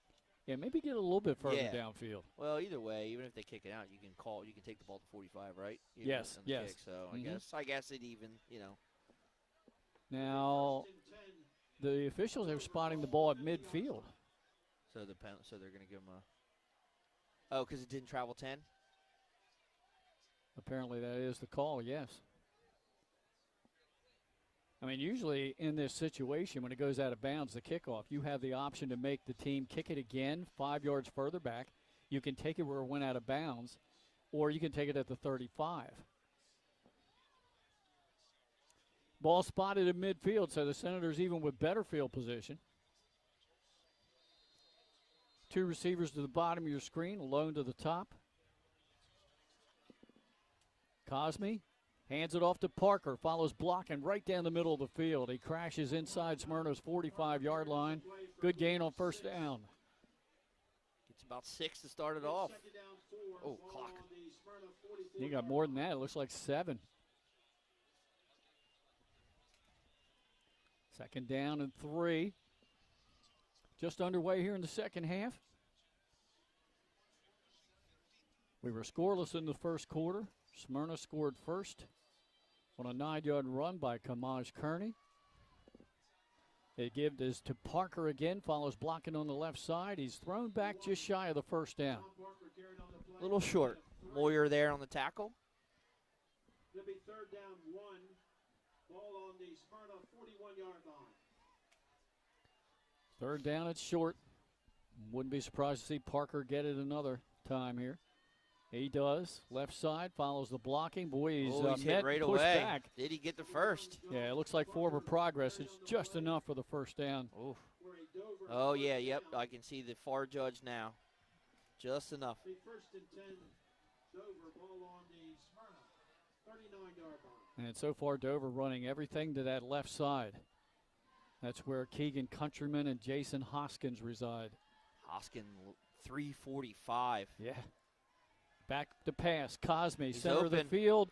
Diving attempt made, but the ball came out and incomplete. Intended for number 4, Amir Byram. Threw that a little behind him, had him open. Brings up second down.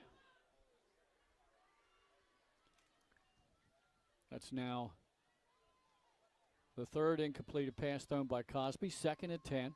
Back to pass again. Throws far flat, sets up the screen. Looking for some blocking. Nice job of running Chambers, after the wow. catch. And he's stopped shy of the first down and thrown back, but a good gain. And it was. Made some moves there, did he? Get through. That's going to go for, looks like 7 or 8 yards. We're going to call it 7. 3rd and 3. 33-yard line. Cosme hands it off. Parker is upended. Wow. I think he dove forward, and he only got a yard. West and Moyer there on the tackle. Both of them in on that. So now 4th down and about 2 yards. Will Dover bring in that short yardage package? They're taking a long time to get this play in. Might do the keep it open, try to do the RPO handoff. Yeah, here's the 4th and 2 play. Cosme. Maybe a slant here. Flanked by Parker. Chambers split to the top of your screen.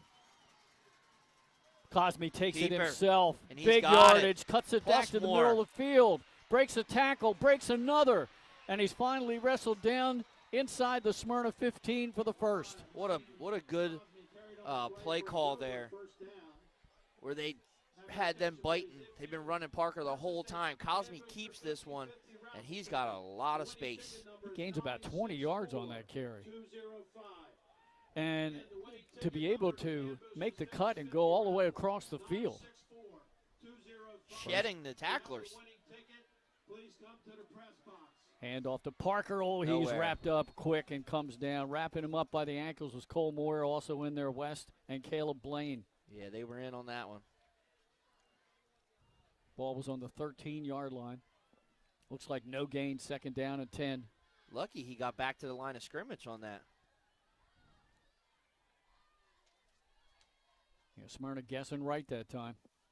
This is the initial drive of the third quarter. We're inside of 8:50 to go in the quarter. And Dover on the move.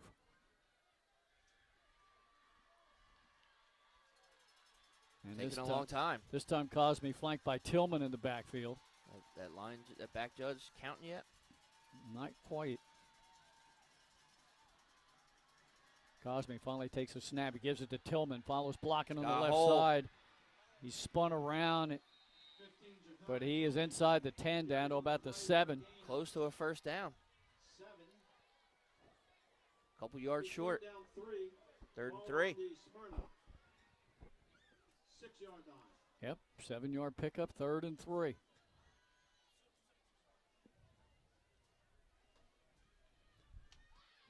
Shaheem Cole split to the bottom of your screen. Chambers inside of him. Parker in the backfield with Cosme.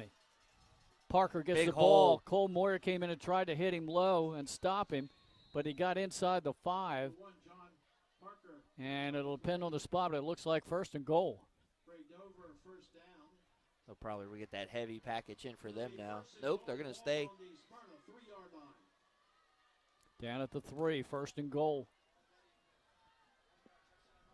Again, See Parker. if they go to that left side behind Big 77. They're going to come right. He's got a hole. He didn't follow his blockers, though. No, good job hitting him down low and wrapping those legs up. Try to see as the umpire. It might have been Blaine. 28, 26. Is it West? Yeah, I think it was West. So there Spears. was a gain of a yard. Yeah, Spears, there you go. Well, he had big number 77 pulling to the right, Mhm. but That's Smyrna Hoskins. was able to get in there, yeah. Now they go with that package. He's in. Cosme goes straight in. Touchdown. And he scores from 1 yard out. And Dover has its first lead of the game. It's 12-8. All rushes there. Yeah, everything. Well, no, there was one incomplete pass. Remember that diving attempt? Oh, yeah. Yeah. And actually, Chambers made a catch for a few yards. So yeah, you're right. Sorry. Yep.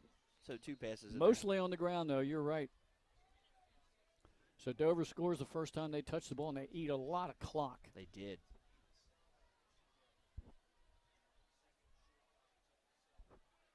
Well, the weather's here. Just got a text message, lightning delay at the Tower Hill game. Oh. So keep it up there. Keep it up north. All right, they're going to try for 2 again. Parker and Cosme. Cosme takes the snap. He's hit down low by Cole Moyer. And he prevented the 2-point try. So it's only a 4-point lead for Dover with 6:56 to go in the third quarter. And now Smyrna will see if, with their offense, if they can't get the lead right back.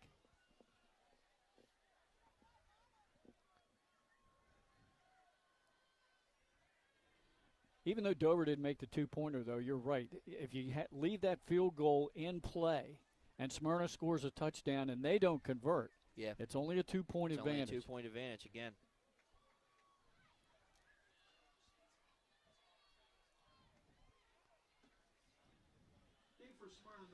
Yoder will kick it off.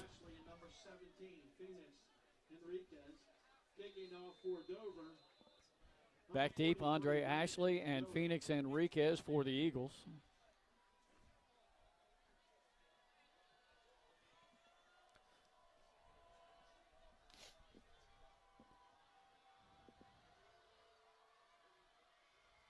As he approaches the football, we're ready to go. Here's the kickoff. High end over end, sails down. Ashley will take it on the run up at the 15-20. Spun around at the 25 and goes down at the 30-yard line. Andre Ashley returns the kickoff to the Smyrna 31-yard line. Halftime, Middletown leads William Penn 21-13. Some other scores around the state. Brandywine and Seaford are tied at 7 with 43 seconds to go in regulation. William Penn had a tough loss last week against Sally's. Yeah. All right, Eagles ready to go. Marks a quarterback. Takes it himself. He holds it. Eludes one defender, but not another. Enough and that's going to go down officially as a sack inside the 30. Couldn't get away there. Antonio Watson.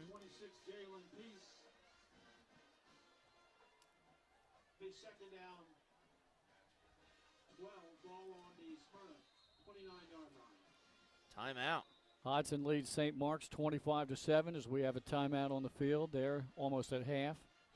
Couldn't see who he pointed at. Who took that timeout? Yeah, I didn't notice as well. I think maybe Smyrna took that one. Halftime from Abysinio, and Howard has a 22-8 lead over Odessa. Okay, Odessa. Odessa suffered a big loss to Wilmington Friends last weekend. So those are some of the scores. Timeout.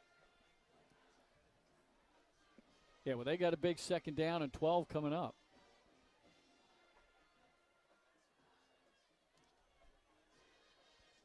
They have not been able to get their normally potent passing attack on track. And credit the Dover defense. Correct. Now look at this alignment. Kearney in motion. Oh, now that's fumbled. Marks lost the football. Did they get back on it? Well, he didn't get it back. I think an Eagle lineman might have fallen on it, and apparently he did. Yeah. But there's another loss on the play. So it coming out of the timeout, whatever that was designed to do did not work. That was Zuck. The center.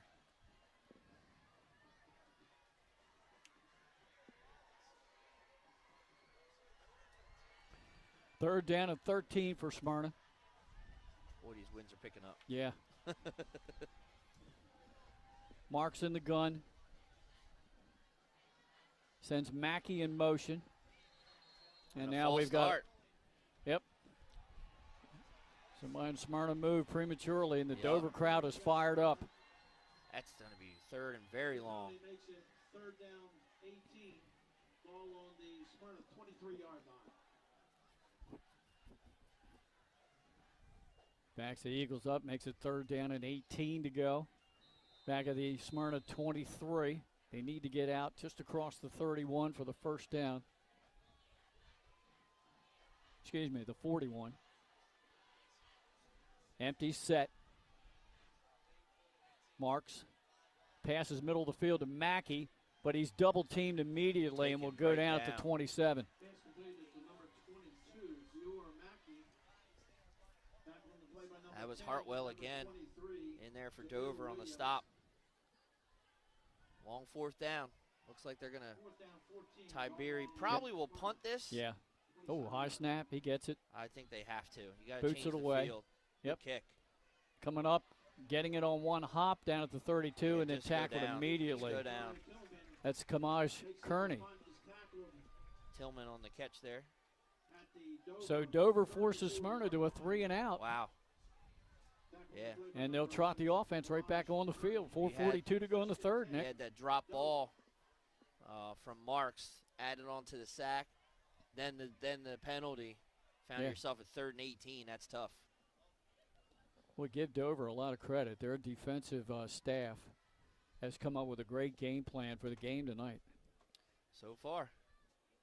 And now the offense out there. Once again.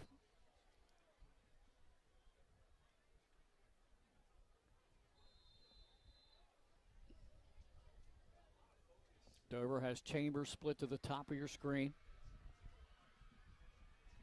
Now checking in late, tight end. Receivers are stacked at the bottom. It's a give right up the middle. Minimal gain. Parker on the carry. He got 2 hard-to-fought yards there, 2nd and 8. Ball on the Dover 36-yard line. Parker's been the workhorse tonight. He has been. In the absence of Jaquan Kilby. Tillman kind of had that second quarter. Yeah. But it's been Parker. Cosme's back to pass. He's looking middle of the field. Penalty flag, Stoney has all day. Finally cuts it loose, looking for Cole. Cole makes a leap and catch down the Smyrna 35-yard line. And now we've got another flag at the end of that play. And that's going to be a late hit. And it's going to call a hold back here, they're saying. We're going to have, it's a chop block. Okay. Appears to be the call on Dover. And then unwisely, a late hit call on Smyrna. So they're going to offset.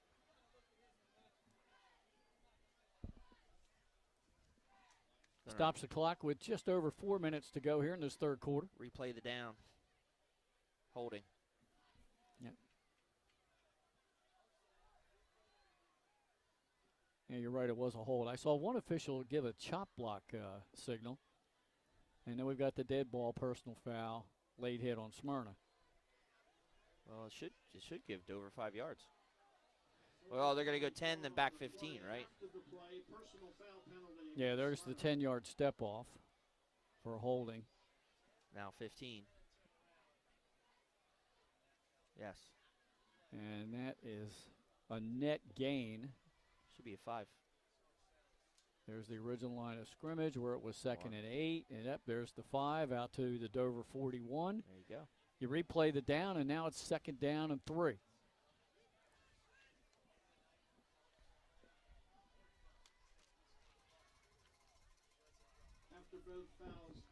Dover offense looks to the sideline for the play.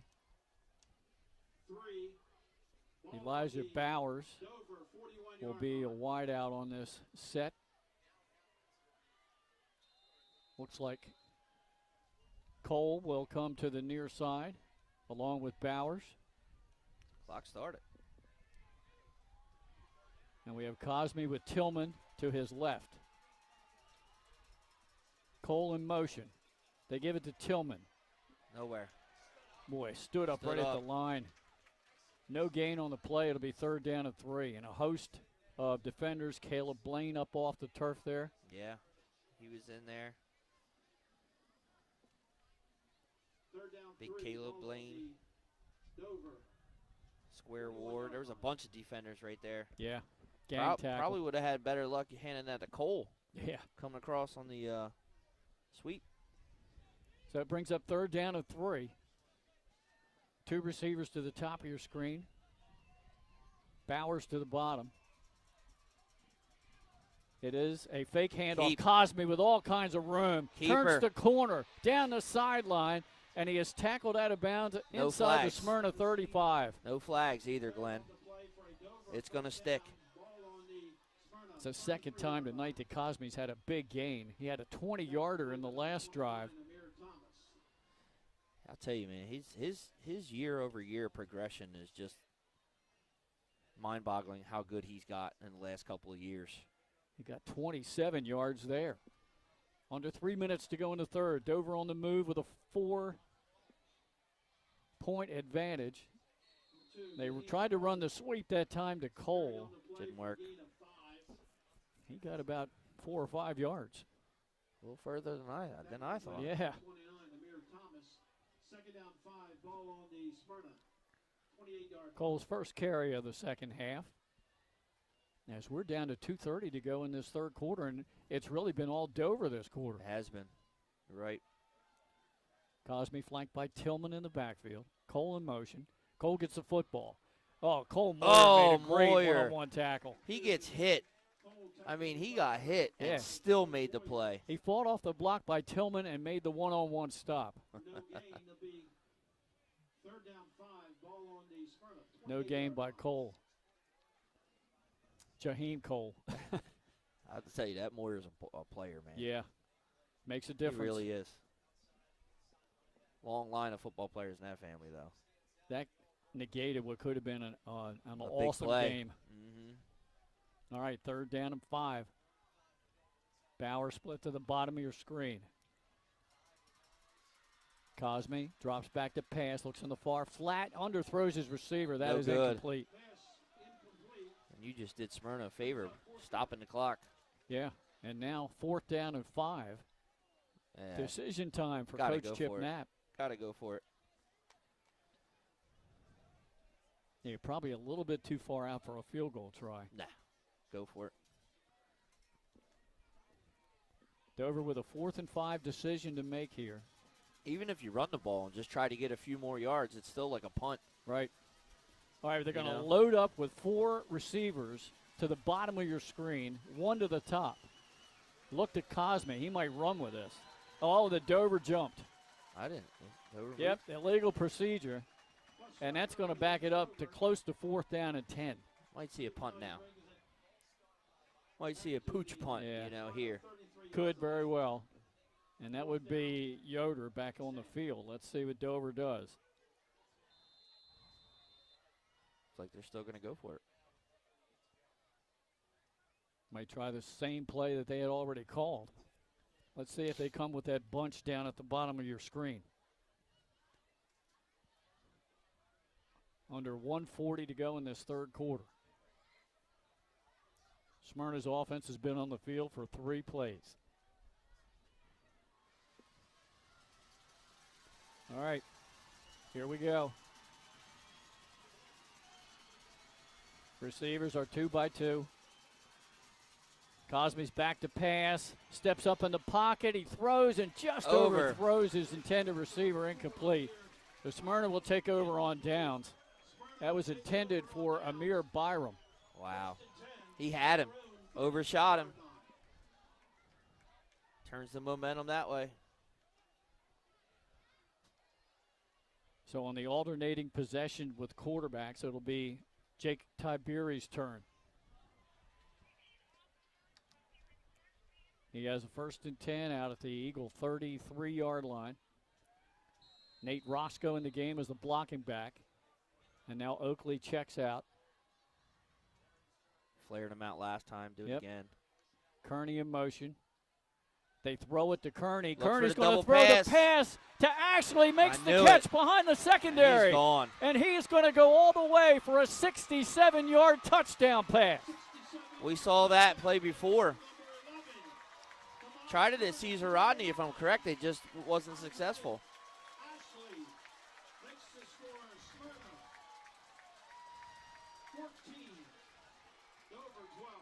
Wow, what a turn of events. Yeah, you can't.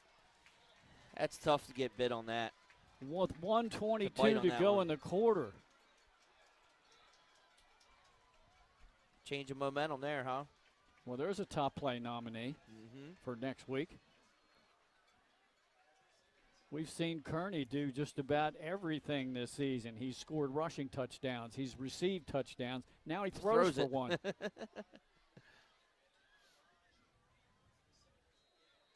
And now the all-important 2-point try.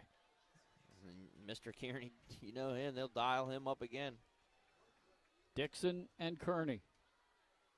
Dixon takes it. He hands it off, going the other direction. Oh, no good. And Dover stops it. I think they saw that coming, and they stopped it. Try to misdirection there. 1:22 to go in the third. It's now 14-12. And Smyrna, which only ran 4 offensive plays the entire quarter, regains the lead. Yeah, it's a big play. It's a big momentum shift, that's for certain. Well, one thing is you still keep the 3-point score Right. intact there for Dover. Right. Let's see if I can get any further scoring updates while we're in this short break here before the kickoff.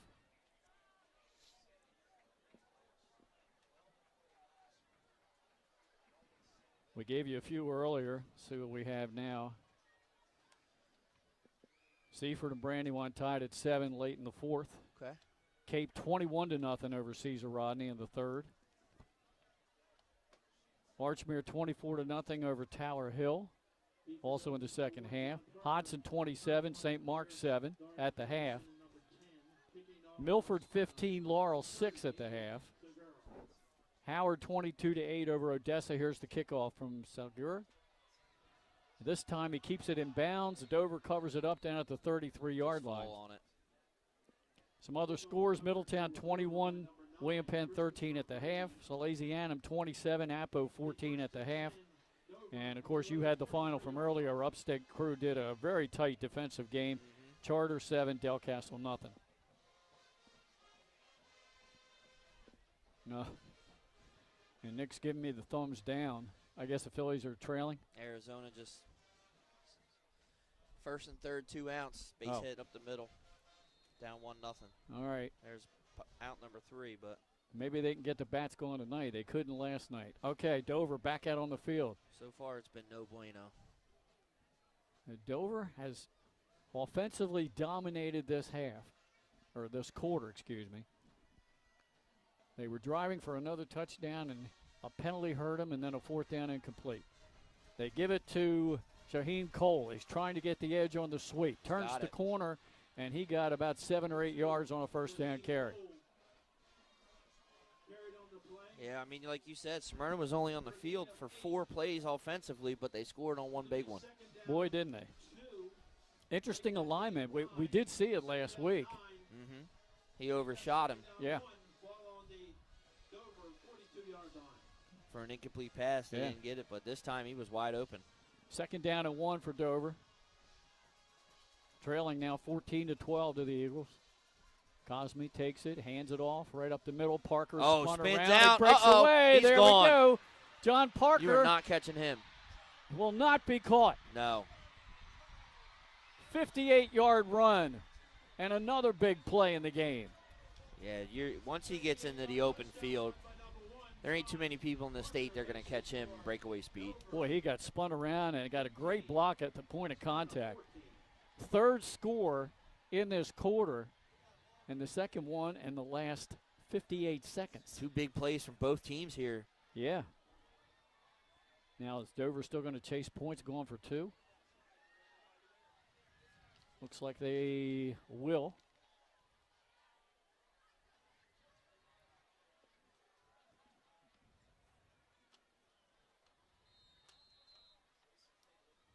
Parker's 2nd touchdown of the night.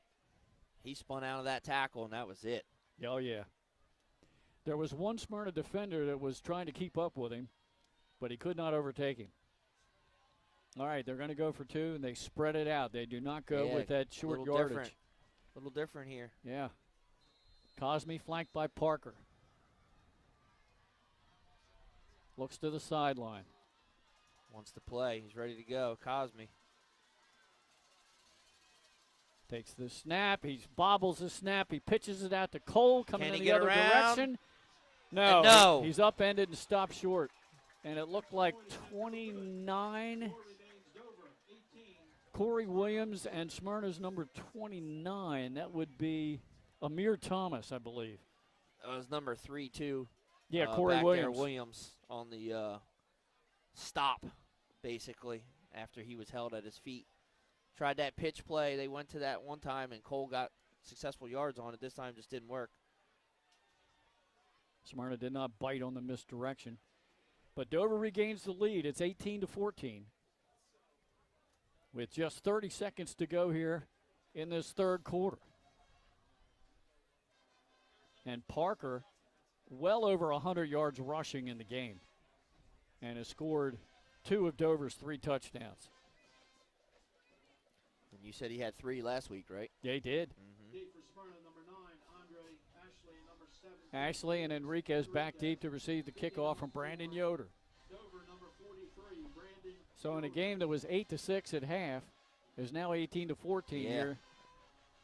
Like you said, 3 touchdowns already in this quarter. We only got 30 seconds left in it. All right, Yoder's ready. High, short kick. Ashley runs under it. 16-yard line up to the 25. Nowhere. And that's it. He'll go down right there at the 26. All right, it'll be Drew Marks' turn at quarterback for Smyrna.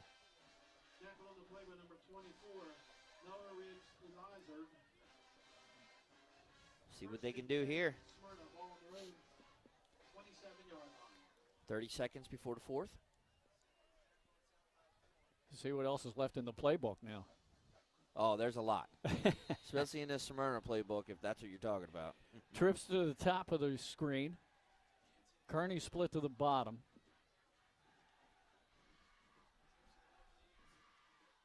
Third clap is the snap. Fake handoff. Throwing the deep ball, looking for Enriquez. Makes the catch. Oh, wow. Triple coverage there.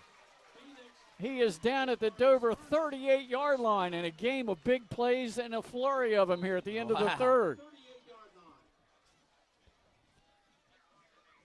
A 35-yard pass play.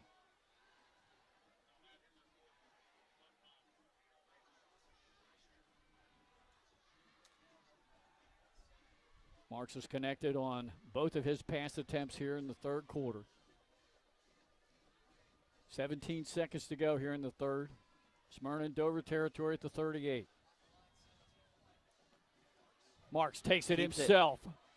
Good little RPO there, and he's down inside the Dover 30 at the 29. He's going to gain 9 yards. Close to a first on that run. That'll do it. 3 quarters in the books, 12 minutes to go in regulation. What are we going to see in the fourth quarter? Ooh. Find out when we come back on Delaware Live, powered by 302 Sports. Wow. High Five Hospitality, founded in 2004 when 3 guys teamed up to introduce the Buffalo Wild Wings franchise to Delaware. To date, they operate 8 Buffalo Wild Wings in Delaware and Maryland. Also the Stone Balloon and Limestone Barbecue. And let's not forget Expectation and 5 Jersey Mikes throughout Delaware. High Five Hospitality's mission is to operate 5 brands that serve high-quality products with exceptional hospitality. High Five. Welcome to Premier Physical Therapy and Sports Performance. We're a locally owned outpatient physical therapy practice with convenient locations in all 3 counties in Delaware. At Premier, we have experienced physical therapists with advanced credentials, but their hospitality, passion, and enthusiasm is what makes the difference for you. Find our convenient locations at premierptsp.com. You may have tried physical therapy, but have you tried Premier?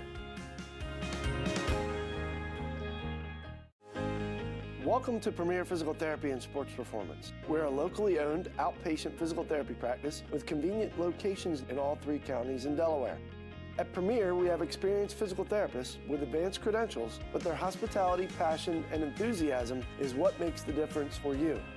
Find our convenient locations at premierptsp.com.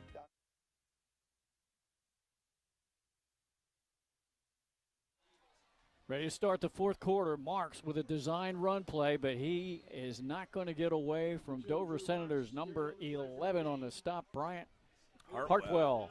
Called him a lot tonight. Loss on the play. It was second and short. Now it's third and about 4.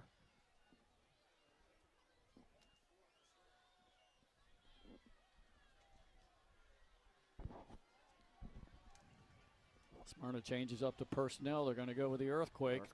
With third down and long, hoping in 2 downs they can make it. Dixon takes it, starts it right, goes left. Good run by Dixon. Spun around. And will get the first down at the Dover 25. What a tough run there by. Yeah, it's Dixon. He gained 10 yards. Jesse Dixon.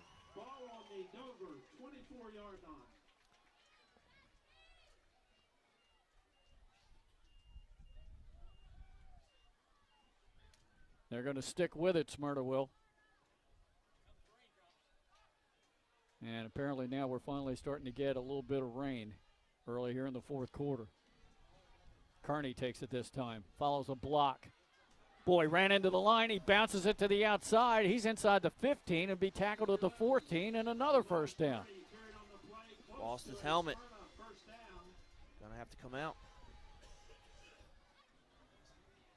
He's a tough kid, man. Yeah. Yeah, lost that helmet. He'll come off for a play. So a new runner goes into the earthquake. That's Yancey. Number 23. Yeah, we're starting to get a little wet now. Couple of drops. Oh, it's over Yancey's head. It goes back. He tries to Got fall on it. Dover has it. And Dover running for a touchdown in the other direction.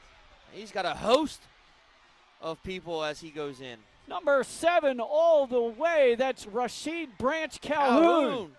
What a turn of events. Wow. And now we've got a whistle. We're bringing this back. What was it? What was it? They let him run that far before they stopped him? Yeah, really. Now, he had a convoy escorting him to the end zone. I think he finally picked that ball up around the 35. Would have been a 65-yard touchdown run. Now the question is it going to be Dover's ball or is it going to be Smyrna ball? I don't think that there was even a question of who picked up the fumble. Right. Oh, there's no doubt. Yeah. I mean, it wasn't like Yancey could have been down. He never had possession. He went back, Yancey did, and tried to fall on it.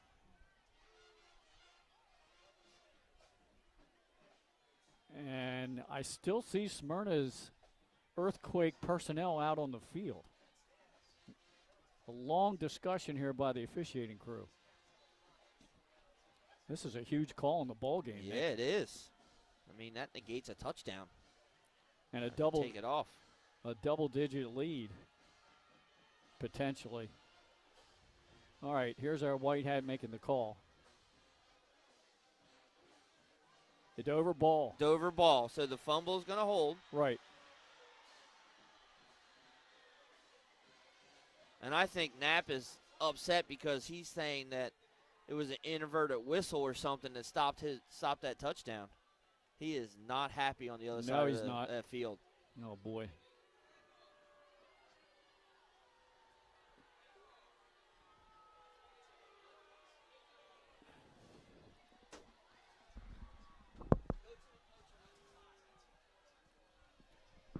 So it will be Dover football. You can see he is not happy over there. I'm going to try to move our crowd mic down and close this window some. Yeah, I'm not getting much in here, but just to stop a little bit of it coming in. It's getting all this paperwork wet and some of the equipment. We can't have that. Wow. So Dover football. at their own 35-yard line. I don't know what the call was, but that stopped a touchdown. I guess they were saying that when they recovered the fumble, he was down, like he had a knee down. He said he was down by contact. Who? The guy who recovered it was standing up. Nevertheless, okay, I'm Dover going to ball. go back and watch that one. Handoff right up the middle of Parker. Cole Moyer makes the tackle. Parker got up just across the 40 to the 41-yard line. So he gains 5 on first down. I'm going to have to go back and watch that one. See if he was down. Second down and 5 for Dover. They have the ball in a 4-point lead. Trips to the bottom of your screen.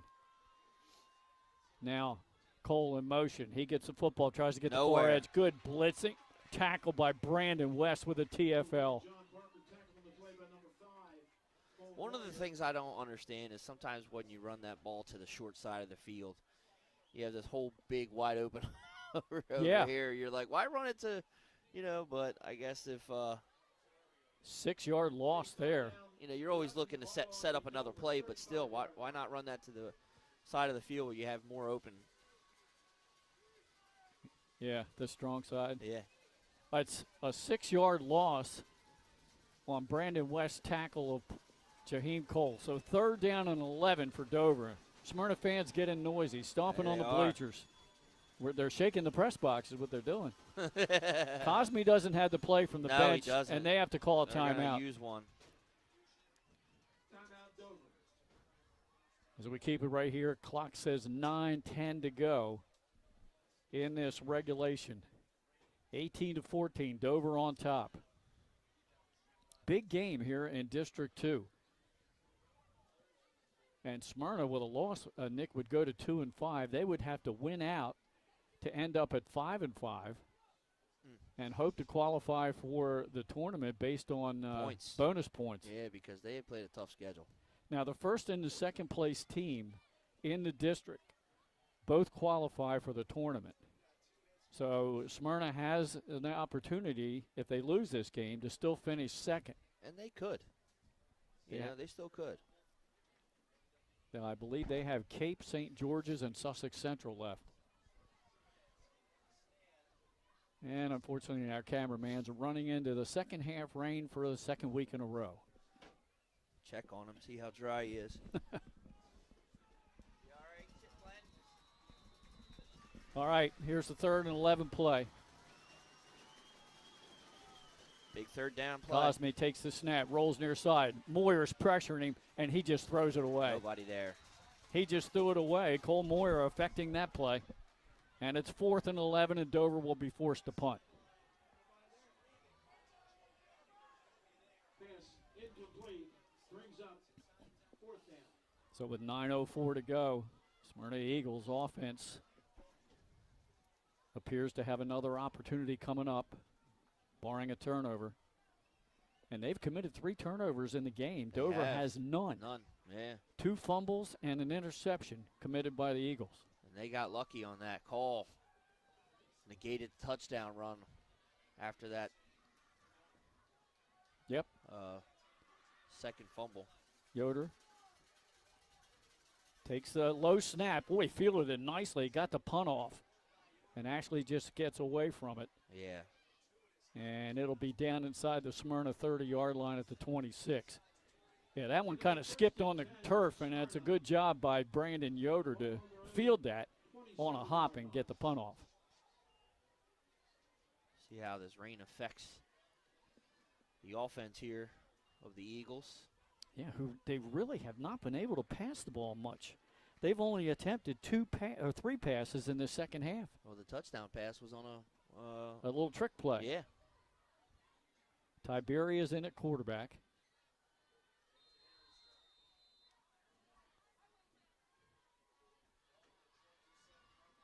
Christian Carroll in there running back. He takes the carry, gets good yardage off the right side out to the 35. He'll pick up 8. That's his first carry of the game.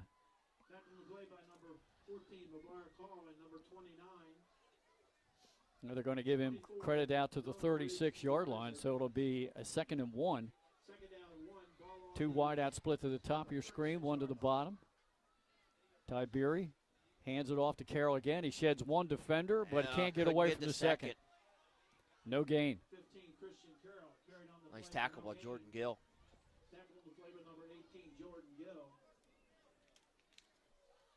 So it brings up 3rd down and a yard. 8 minutes to go in the ball game. And Smyrna will bring in the Earthquake personnel. Last time, the ball was snapped over Yancey's head. We get to the point now where it's hard to see through the windows. It is. You almost got to break that have to go by your screen out. camera. Well, we've got a whistle before this. Yeah, we're going to have a 5-yard penalty, I believe. But on who? And another official gathering. It is illegal substitution against Dover. Is it? Yeah. Oh. The call against the Senators would give Smyrna the 1st down. It is. We need windshield wipers. Need the squeegees. Yeah. So there's this penalty yardage stepped off out to the Eagle 41-yard line. 7:50 to go in this one. Dixon and Kearney ready to receive the direct snap.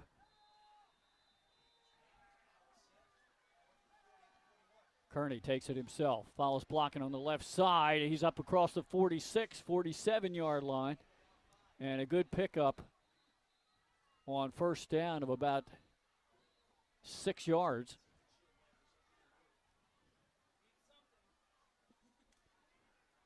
Why does the clock stop? No, they're not moving the chains. I don't know. Showing 7:37. Why does the clock stop, though? The officials stopped it, I guess, to wipe the ball off. Now they'll start it. Smyrna stays with the Earthquake. 3rd down and 4. Dixon takes it this time. Cuts inside of a block. He's up close to midfield. And it's going to bring up 3rd down and 1. Yeah, he's still short there. It'll be 3rd down 2. Ball on the Smyrna 49-yard line. Clock running down to 7 minutes to go in this one. Looks like Smyrna might just stay with this Earthquake formation. It's 3rd and 2 here, so might as well. Oh, Dover there jumped. It is. Dover jumped. Now, Dover is pointing to Smyrna, saying they caused him to jump. Let's see. Nope, it's going to go against Dover. That will give Smyrna a 1st down in Dover territory. Yeah. They did. They jumped. Dover 46-yard line. Eagles will have the ball at the Senator 46 with 6:51 to go in the game.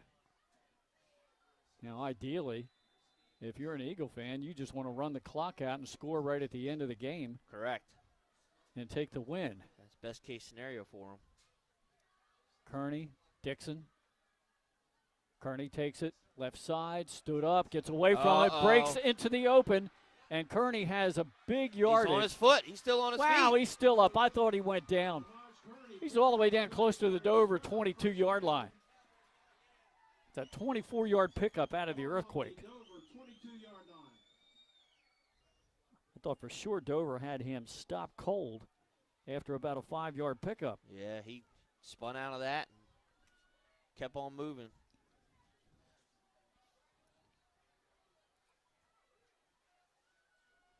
From the Dover 22. Kearney takes a snap again. Goes off that left side. This time he goes down. Might have lost a yard there. Yeah. Looked like he slipped trying to make the cut. We're down to 6 minutes to go in regulation. 2nd down, 11. Ball on. Boy, Nick, if you would have told me coming into this game tonight that Smyrna would run the ball more than they would pass it, I would have said you're crazy. Yeah. And that's exactly what has happened. They've done a lot of that. 2nd down play. Trying to get him to jump there. Yeah. And if you're Dover, you got to stay disciplined here because you don't want to keep giving them 5 yards closer to the end zone. Dixon takes a snap. He drops bobbled it. He falls on it, but he's going to lose yardage back to the 25. And there's the rain coming in. Think about that. Going to make it 3rd down. 3rd down and 14 after a 3-yard loss. That wet ball changes things. Yep. So I said, let's see how it affects the offense now. And it looks like they're going to bring Tiberian.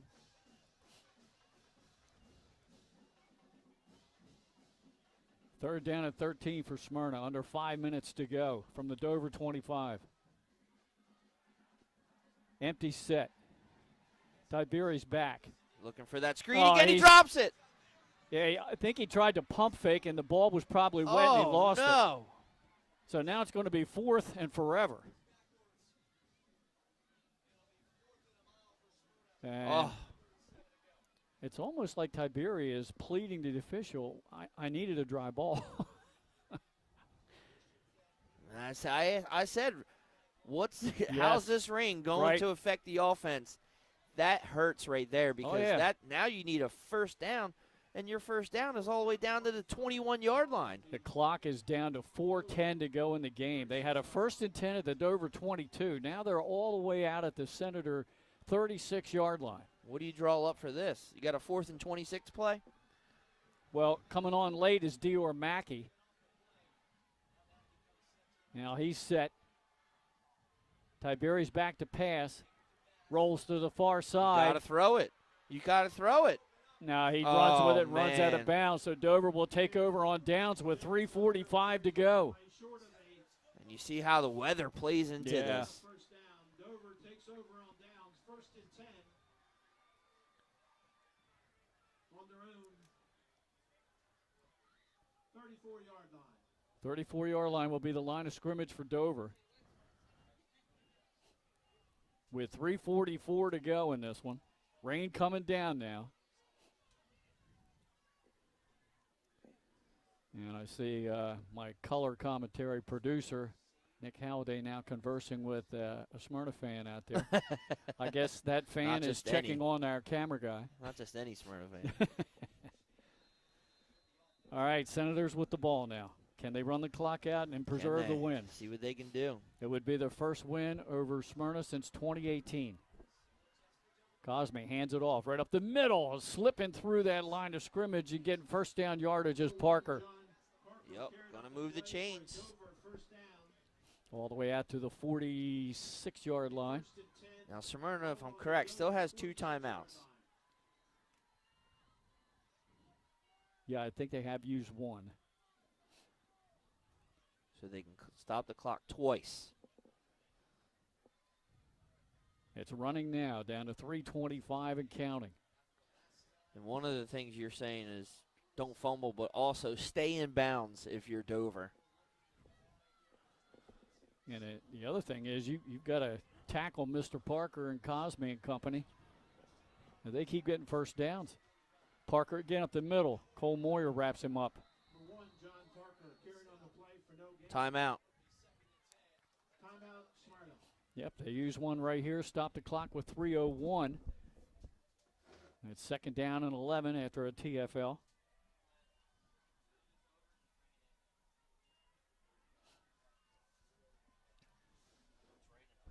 Yeah. Just wanted to talk to the cameraman real Right. quick and tell him, right at the end of the game, walk that camera in here. Yeah. Get him dry. Yep, exactly. Good news, it's coming straight down. That's Okay. a good thing. And we have the side of the press box here to help block us. Okay. So Well, it was coming in this window here. yeah, it's kind of changed, kind of shifted, kind of coming straight down now. All right, well, if that's the case, then I'm going to try to find a spot here. Poke your head out. Yeah. Yeah, until the wind starts blowing again. Nope. No. There it comes. That was a quick shift. It was coming down straight as I put my head out there to talk to the cameraman, Glenn All Hiller. right. 2nd down and 11 for Dover at their own 45. Cosme hands it off right up the middle to Parker. Nowhere. He is gang tackled for another Timeout loss. again. You're going to call another timeout. And that'll do it. The first Eagle in there on the stop is number 8, Dylan Harris, the linebacker. How about Stopping the that? clock with 2:55 to go, and it'll be third down and long. 2 plays in 6 seconds. Yeah. If you're Smyrna, you're happy with that. Now, what do you do here if you're Dover? Third and long. You got to keep it on the ground. Got to. Yeah. I mean, they have no timeouts. I'm punting. You know, if I have to, and burying them deep. Yeah. And then saying, okay, beat me in 2 minutes. Exactly. Because the only big play right now has been the wide receiver pass. It's the only Smyrna score in the second half. The Phillies are down 2-0, Glenn. Bad news. Yeah. Not playing very good ball. A couple of pass balls. Huh. And they're pretty much in bullpen game, and we got one hit. They only had 3 hits last night. Okay, here we go. Timeout is over. Third down and 13. Ball back at the Dover 43. Cosme flanked by Parker. Fakes it. Cosme takes it himself. Looks for room down on the sideline. Cuts it back to the middle of the field. Flag is down. It's going to be a hold. He's just shy of a first down, but I think we're going to have a penalty on Dover. And it is a hold on Dover. And you're declining. Well, you got to take it. You're because right. they almost have a first down. Yeah, you're right. I'm sorry about that. Yeah, well, you're right. The clock is another thing, but you can't give them. I don't think they'd have the first down, but it would be 4th and inches. Yeah, you're right. I'm sorry about that. No problem. So you replay third down. They come back to the 43-yard line. They should be stepping off the penalty from there. Now it's back to the Dover 39-yard line. It was a spot foul. The officials covering the football up with a towel. 16. Now the clock stopped on the penalty, so it will not restart until the snap. Correct. You might see another Cosme run here. Might. I wouldn't be surprised. And he is very elusive. Not that Parker isn't, but when you get Cosme in the open field, he can cut and change the field of motion. Yeah. Smyrna fans stomping on the bleachers again. Yeah, they are. They're still here in this wet weather. Third down and 17. Oh, they're not going home. They're here. Yeah, 3rd and 17. He gave us right up the middle. Parker, 45, up to midfield. He's at midfield. And it's going to bring up 4th down and about 7. Well, they can't stop the clock. Right. Smyrna's out of timeouts. It'll be 4th down 6, ball on the 50-yard line. Picked up 11 yards there. So 4th down coming up. Does Dover run another play or they're going to punt? Looks like punt personnel is coming in. Oh, I'm punting. Tried to pin Smyrna Yes. deep. Ashley goes back. Home run Schwarber. Wow. Yeah. Schwarber, home run. Solo? No, 2-1. They're up 2. Okay. Solo home run. Here we go. Clock's Now. still running. 2 minutes. The slippery ball might have something to do with this special teams play. We'll keep an eye on it. They're going to have no timeouts, too. Remember that, Smyrna. Last time the snap went back, and Yoder had to field it on a hop. let's see how it goes here in the rain. Long time. Down to 134, and there's a delay of game penalty, so they ran it all the way to the end. Yeah, and that just moves them back 5 yards for the punt. Right. Yeah. 5-yard penalty. Which makes it sometimes better, because Yeah. then you can Right. give it a full kick versus, maybe going out of at an angle and taking a chance of going off your foot here, especially with the rain. Yeah. All right, so that stops the clock with 1:34 left. See how the snap goes here. Connor Ridgway, the center. Snap's perfect. Yoder gets it, gets the punt off. Ashley is going to get out of the way of it. Oh, look at that roll. Yep, all the way down to the 5. What a punt. It looks like by Yoder. They're going to spot it at right around the 8. 8. What a punt. Yeah. And we talked about that. Where is Yeah. he going to come into Right. play? And there it is right there. Yep. Now they got a minute 23 to go 82 yards. Yeah. Now, they had that wide receiver pass where they scored on one play in 67 yards, but I don't know whether they'll try it again. You're playing no doubles defense here no matter what. Pump fake. Looking for they the set up the screen. The catch is made at the 10, 15, 20, 25, and out of bounds at the 34-yard line. Good play. Great job. Was that Mackey or Yancey? I didn't see. Mackey. So Mackey on the screen And catch if you're from Dover, Marks. you got to pay attention for that. You know you're gonna be rushing in deep, but if I'm Dover, I'm only rushing 3. And they're going to mark him out at the 32. So that went for 24 yards. I'm not having anybody else rush, go in there and try and get a sack or anything. I'm making them beat me. Marks is the quarterback. Trips to the top of your screen. 2 receivers to the bottom. Got to watch the Dover rush. They rush 3. Throw in the near flat. Enriquez makes the catch, and he is spun around and thrown out of bounds. No, he stays in. He stayed in. They can't stop it unless they spike it. Going to have to spike it. The gain to there stop it. was minimal. It was only 2 yards. 56 seconds. Marks. Draw play. Quarterback. Run. Oh, no. He goes down at the 34. He only gained 2 yards. And the official stopped the clock because of what? What? Injured Dover player? There is a Dover player down on his back.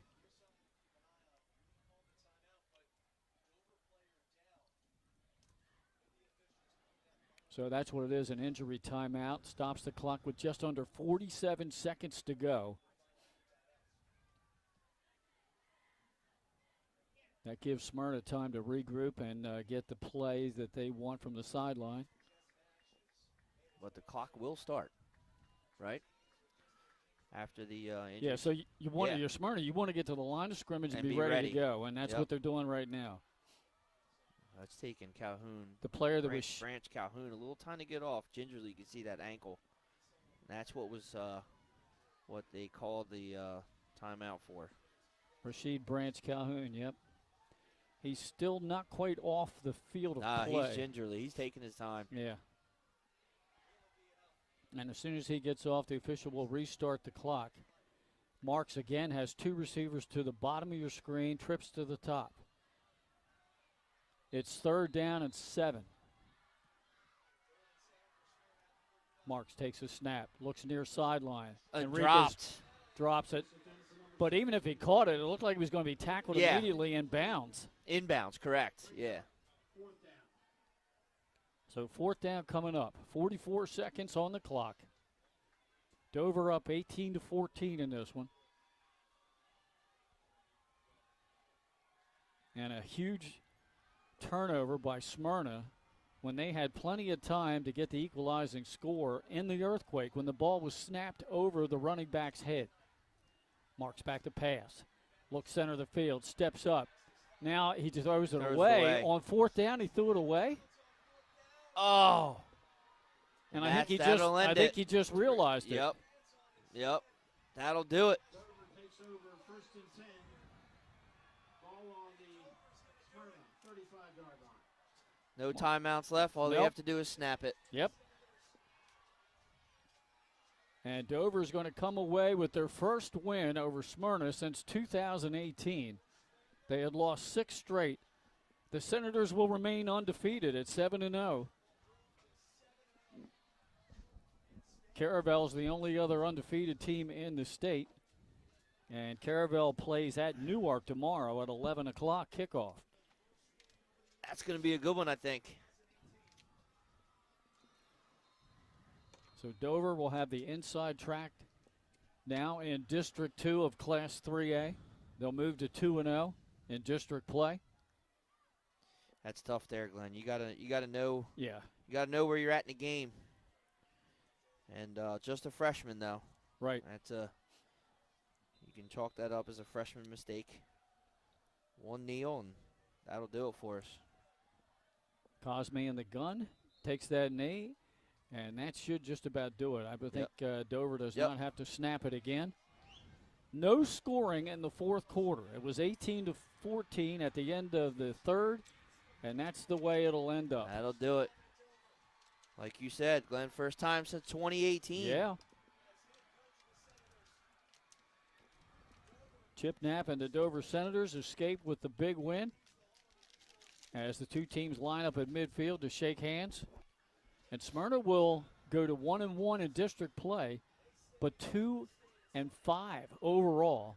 3 regular season games left, and the defending state champs, we're going to have to probably run that table and hope they have enough bonus points. Get in, yep, you're right. Or that they finish second in the district to Dover.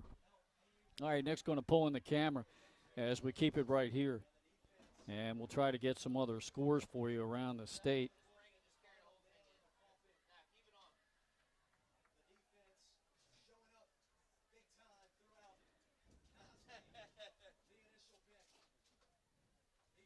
We're going to check now, see if we can get some more scores for you from around the state.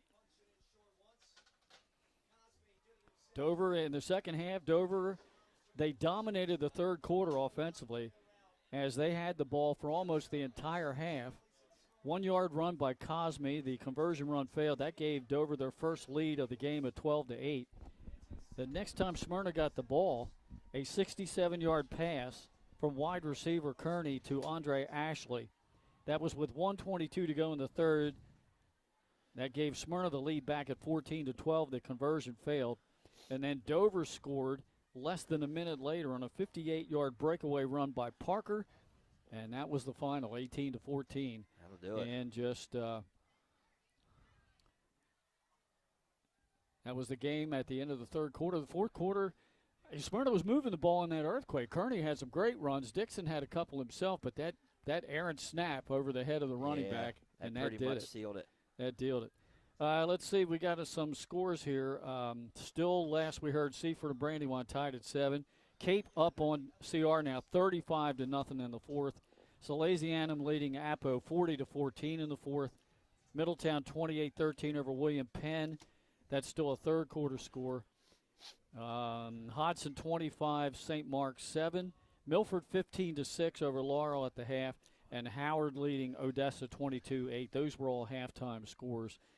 And Indian River a final 49-12 over Early High School ECHS. And Charter 7-0 over Del Castle. That was the Upstate Cruise game of the week. So really, Nick, when you wrap this one up, Dover turnovers.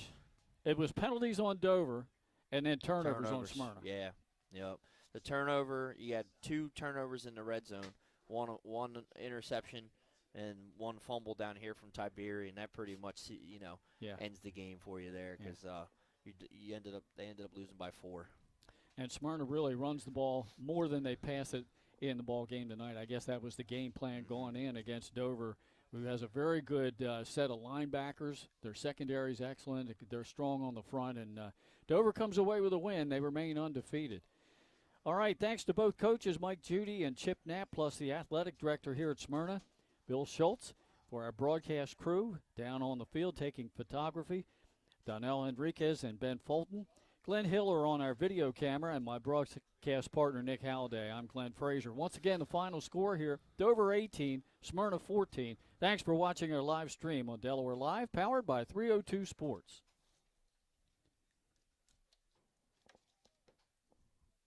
The things that matter most happen right in our own backyard. Our neighbors, our schools, the places we go, and the people we know. And now there's one news outlet where our story is told. Delaware Live. Locally owned, community-based news.